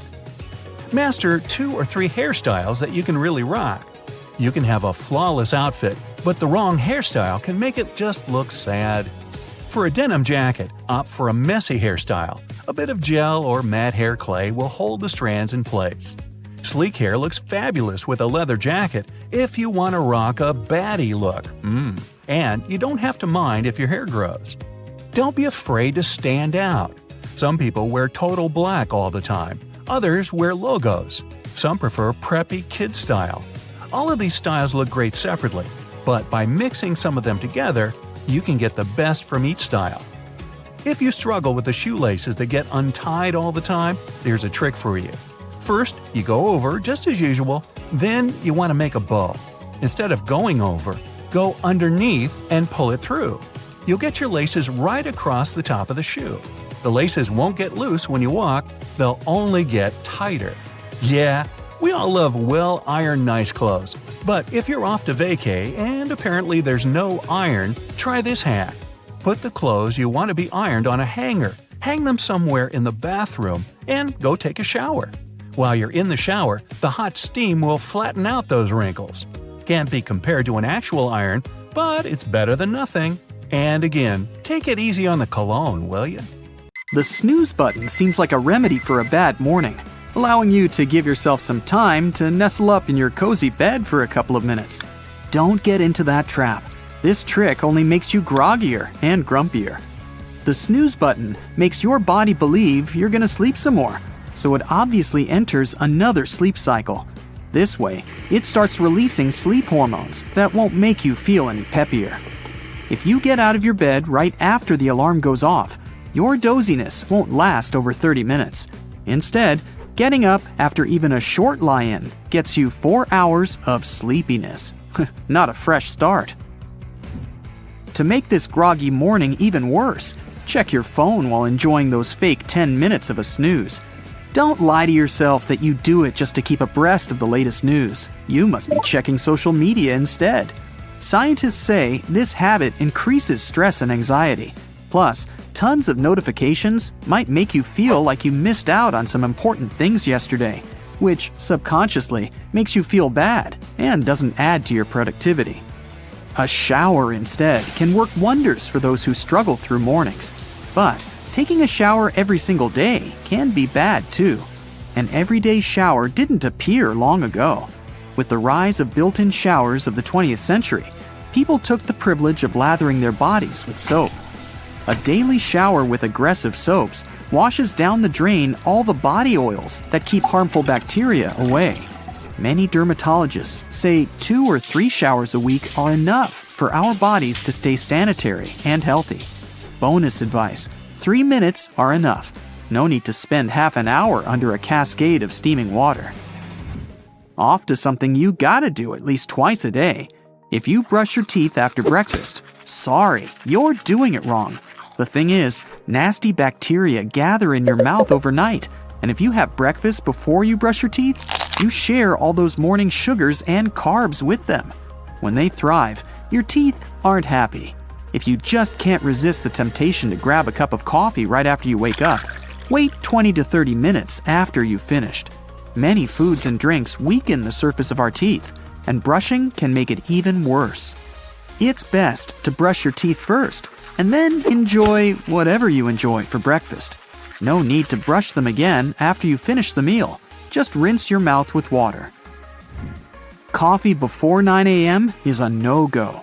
Cortisol, the stress hormone, doesn't really get on well with the liquid happiness, aka coffee. This hormone isn't only responsible for stress, but for sleep cycles too. Its levels spike between 8 a.m. and 9 a.m. Coffee only adds to anxiety at this time, so it's best to grab one when the cortisol level is at its lowest. Cortisol also spikes between noon and 1 p.m. and between 5:30 and 6:30 p.m. Try to stay away from coffee during these periods. Plus, cortisol always increases by up to 50% right after you wake up, so you'll have to wait about an hour after you start a new day before gulping down that liquid bliss. Most people feel tired twice a day, at 2 a.m. and 2 p.m. But since humans are the only mammals who can delay their sleep deliberately, most of us never have a midday nap at 2 p.m., the perfect time to grab some coffee. If you still want to doze off for a couple of hours, be careful. Make sure you have it no later than at 5 p.m., or you'll find it really difficult to fall asleep that night. Don't forget to open the blinds. Morning daylight helps us release cortisol naturally, so we're ready to start a new day. A morning workout is a great way to charge your batteries, as long as it's kind of soft. Aggressive movements can harm our spinal discs that absorb water overnight to rehydrate. By the way, it explains why we're somewhat taller in the morning. This process stiffens our spine, so flexing and bending too much might be a bit dangerous. Workouts aren't the only way to wind your body up. Meditation is an awesome alternative. If you don't feel like doing anything of this kind, try coloring or some other activity that releases stress. Taking time to relax is the key point. There are many foods you should stay away from in the morning, even though they seem like breakfast classics. Toaster pastries are packed with carbs and sugar. So are nut spreads and breakfast cereals. Such food as waffles, pancakes, and buns made of refined flour have very little nutritional value. Fruit juice, despite its healthy reputation, is usually just some sweet water. Plus, it doesn't make you feel full, unlike real fruit. Another bad guy in disguise is a granola bar, which only boosts your cholesterol level. In fact, there's not much difference between a candy bar and a granola one. Make sure your breakfast contains proteins. Carbs usually mean energy crash a couple of hours later. It leads to blood sugar crash, which is bad for your productivity and makes you feel sleepy, tired, and grumpy. Banana protein smoothie, scramble, or quinoa are good examples of long-lasting energy food to keep you focused for several hours. Making your bed right after you wake up isn't right too. When you do it, you also make a cozy home for tiny dust mites. Your pillow, blanket, and sheets seem clean and okay, but these little guys thrive just inside. They love dark spaces like your mattress. Bad news, you can't see them without a microscope. But even if you don't see them, it doesn't mean they don't chill out in your bed. So, if you cover them up while making the bed in the morning, they're going to be kind of grateful for creating an idyllic environment for them. One thing they're terrified of is sunlight. Now you've got a perfect excuse not to make your bed if you're too lazy. A good morning starts with a good night's sleep. If you crave sweets before you go to bed, it's for a reason. Chocolate soothes and calms down, so it's easier to fall asleep faster. Watch out for caffeine. Even chocolate has some small amounts of caffeine, but it can be enough to disturb your sleep. Anyway, it's better to avoid food at least 1 hour before you go to sleep. Hearty meals will be too heavy for any digestive system in the evening. Evening food should be light. It might be some snacks, milk, or cheese. Eating breakfast for dinner is really helpful for those who want to fall asleep faster. Bananas, eggs, and toasts are all rich in potassium, protein, and carbs. All these elements can help relax and aid sleep. So consider having a brinner if you've had hard times falling asleep. Check the temperature in your bedroom. When it's too hot, it may be really hard to fall asleep. Stick 1 foot from under the cover and let it cool. When it's a bit cold, you'll fall asleep faster. Another trick you may try is to cover yourself with a wet blanket, but this one is valid for tropical heat nights only. Also, if you take a hot shower first and then go to a probably much cooler bedroom, your body temperature will significantly drop. You'll fall asleep as soon as your head touches the pillow. Make sure your pillow is neither too high nor too low. If you like sleeping on your stomach, you may want to try putting your pillow right under your stomach to make it more comfortable. The best pillowcases are made of silk. Your face literally glides on it, so it won't get wrinkled in the morning. Hair doesn't rub against silk either, so it won't get messy. Not all pillows guarantee sweet dreams. Some of them make you sleep in an unnatural position and don't support your head. The pillow itself isn't that likely to cause backache, but it can possibly worsen some of the old conditions. Without a pillow, you'll sleep in a more natural position, and you'll probably feel better in the morning. If you find it almost impossible to fall asleep, you're probably not tired. If you fail to fall asleep after 20 minutes, you should probably get up and do something relaxing. Some nice calming ambient music will do. Store your cotton buds in a toothpick bottle. This type of packaging usually has a dispenser in the lid. It will allow you to pull out one cotton bud at a time, and you can be sure the remaining supply of your hygiene items is protected from dirt and water. Pretty handy, especially on the road. A toothpick container is also a great storage solution for glitter. Let's say you're going to a music festival. Put your glitter in the bottle and pour the needed amount through the small holes in the lid when you need it, and the rest of the time, the lid will protect your bag from spills. If you don't trust the design of your toothpick container, use some tape to secure the lid to the bottom part before you go. The ring holder on your phone case makes it easy to use your device with one hand. You can send texts, take selfies, and watch videos while lying on your sofa. But it turns out that ring holders can also help with cooking. Remove the ring and attach it to a standard metal jar lid. Place the lid vertically on the food you're currently slicing and hold it this way. Your fingers will be protected from accidents, and the slices will be evenly sized. Tea candles usually come in small aluminum cups. When the wax burns out, you can take 2 cups and make a tiny box for storing small items, such as pushpins, jewelry, paper clips, and so on. First, remove the remaining wax. Clean the cups and make 2 small triangle folds opposite each other. This will make the diameter of the bottom cup slightly smaller than that of the top one. This top cup will serve as a lid. You can also use a small piece of tape to secure it to the bottom part. When you're going on vacation, you can store mini soap, picnic spices, vitamin pills, and earplugs in such boxes. Don't forget to mark them with a permanent marker or stickers to avoid confusion on the way. A plastic toothbrush container makes a great travel box for small jewelry or memory cards. No need to spend tons of money on a fancy phone holder. Fold the temples of your sunglasses this way and put them on a flat horizontal surface. Now you can put your phone inside the emergency holder and shoot your TikToks right away. If you have an empty Tic Tac container at hand, this phone holder idea is for you. Cut the box into equal vertical parts, like this. Prepare a piece of cardboard slightly larger than your phone. Glue the Tic Tac halves to the cardboard so that your phone fits perfectly in the middle of this construction. Voila! Also, feel free to make the same holder for your tablet. But make sure that your gadget isn't too heavy for this construction.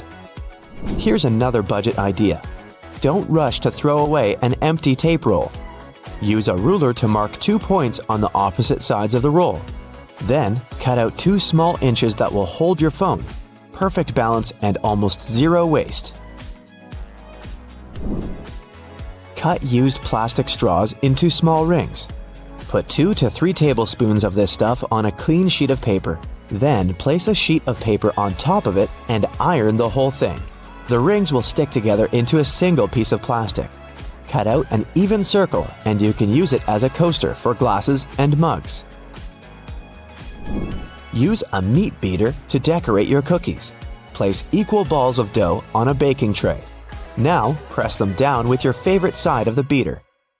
You can dip the beater in cinnamon before doing this to add flavor to your cookies. After baking, you'll get a pattern that can be covered with cream or honey. A simple plastic bottle cap can make a great emergency soap tray. Butter from the fridge is usually too hard and cold to use right away. There's a way to speed up the process. Fill a large mug with hot water and wait until the material it's made of heats up. Then pour the water out and cover the butter with the mug. The surface of the butter will melt and you'll be able to spread it on your toast with no problem. And if you need to soften the entire piece for baking, cut the butter into small pieces and hold them under the hot mug for a bit longer. You can reuse a plastic lid of wet wipes. Remove it from the package and stick it to the hard cover of a sketchbook or a notepad. Now you have a pocket to store small stationery. Or you can secure two plastic lids together and get a comfy travel box for pills, earplugs, and other small objects. If you have a lot of old Lego pieces that you don't use, don't throw them away. Build a fancy birdhouse or a colorful pot for home plants. You don't need to use a single nail to build this storage system. Use double-sided tape or glue to stick a flat Lego panel on the wall next to your entrance door. Add this specific Lego piece to every keychain that belongs to you and your roommates. Now you can store all your keys in one place. Lego also makes a great book holder or a stand for mugs and candles. Have you run out of picture frames? No problem. Use two large clothespins as a stand. Attach them to the bottom edges of your image, and a creative picture frame is ready. You can make it more stable by gluing the photo to a piece of cardboard. You can also use the same construction as a napkin holder when you're dining outdoors. Remove the dispenser from your dishwashing gel or facial toner. Wash it very thoroughly. Now you can use it in the kitchen to squeeze ketchup and other sauces from the bottom of a bottle. Also, this device is handy when you decorate pastries with cream patterns. If you need an emergency dog bed, take a clean tire and put it in a large pillowcase. Add some toys and pillows. There you are. If you don't have any tires, a life buoy will also work. Here's an easy way to stay warm and cozy on a frosty night. Fill several plastic bottles with hot water. You don't need to boil it. Hot tap water is fine. Make sure the bottles are closed properly and put them on your bed under the blanket. They'll heat up the mattress very soon. You can put socks on the bottles to not burn your skin. And if it's extremely cold, fill a large canister with hot water. Wrap it in a wool sweater and hug it. Sweet dreams! Want to know the best way to peel garlic? Put separated garlic heads in a saucepan and cover it with another saucepan. Now shake the entire construction vigorously and the peel will fly off by itself. Don't rush to spoil your delicate cheesecake with an ordinary knife. Take a piece of dental floss, wrap its ends around your fingers, and cut your precious dessert without ruining its structure. This trick is also good for cutting Jell-O, tiramisu, and soft cheese. And here's a brand new butter cutting technique we should all adopt. Use a large knife to make such stars on the surface of your butter. This will make it way easier to cut the product into smaller pieces because this way, the butter will melt faster. And these triangular-shaped pieces of butter will be perfect for your toast. Here's another recipe for space lovers. To liven your breakfast up, arrange 2½ sausages into a star and use toothpicks to help them keep the needed shape. Break a few eggs into the middle of the star and fry this with the lid on until it's ready. Bon appetit! Use a potato or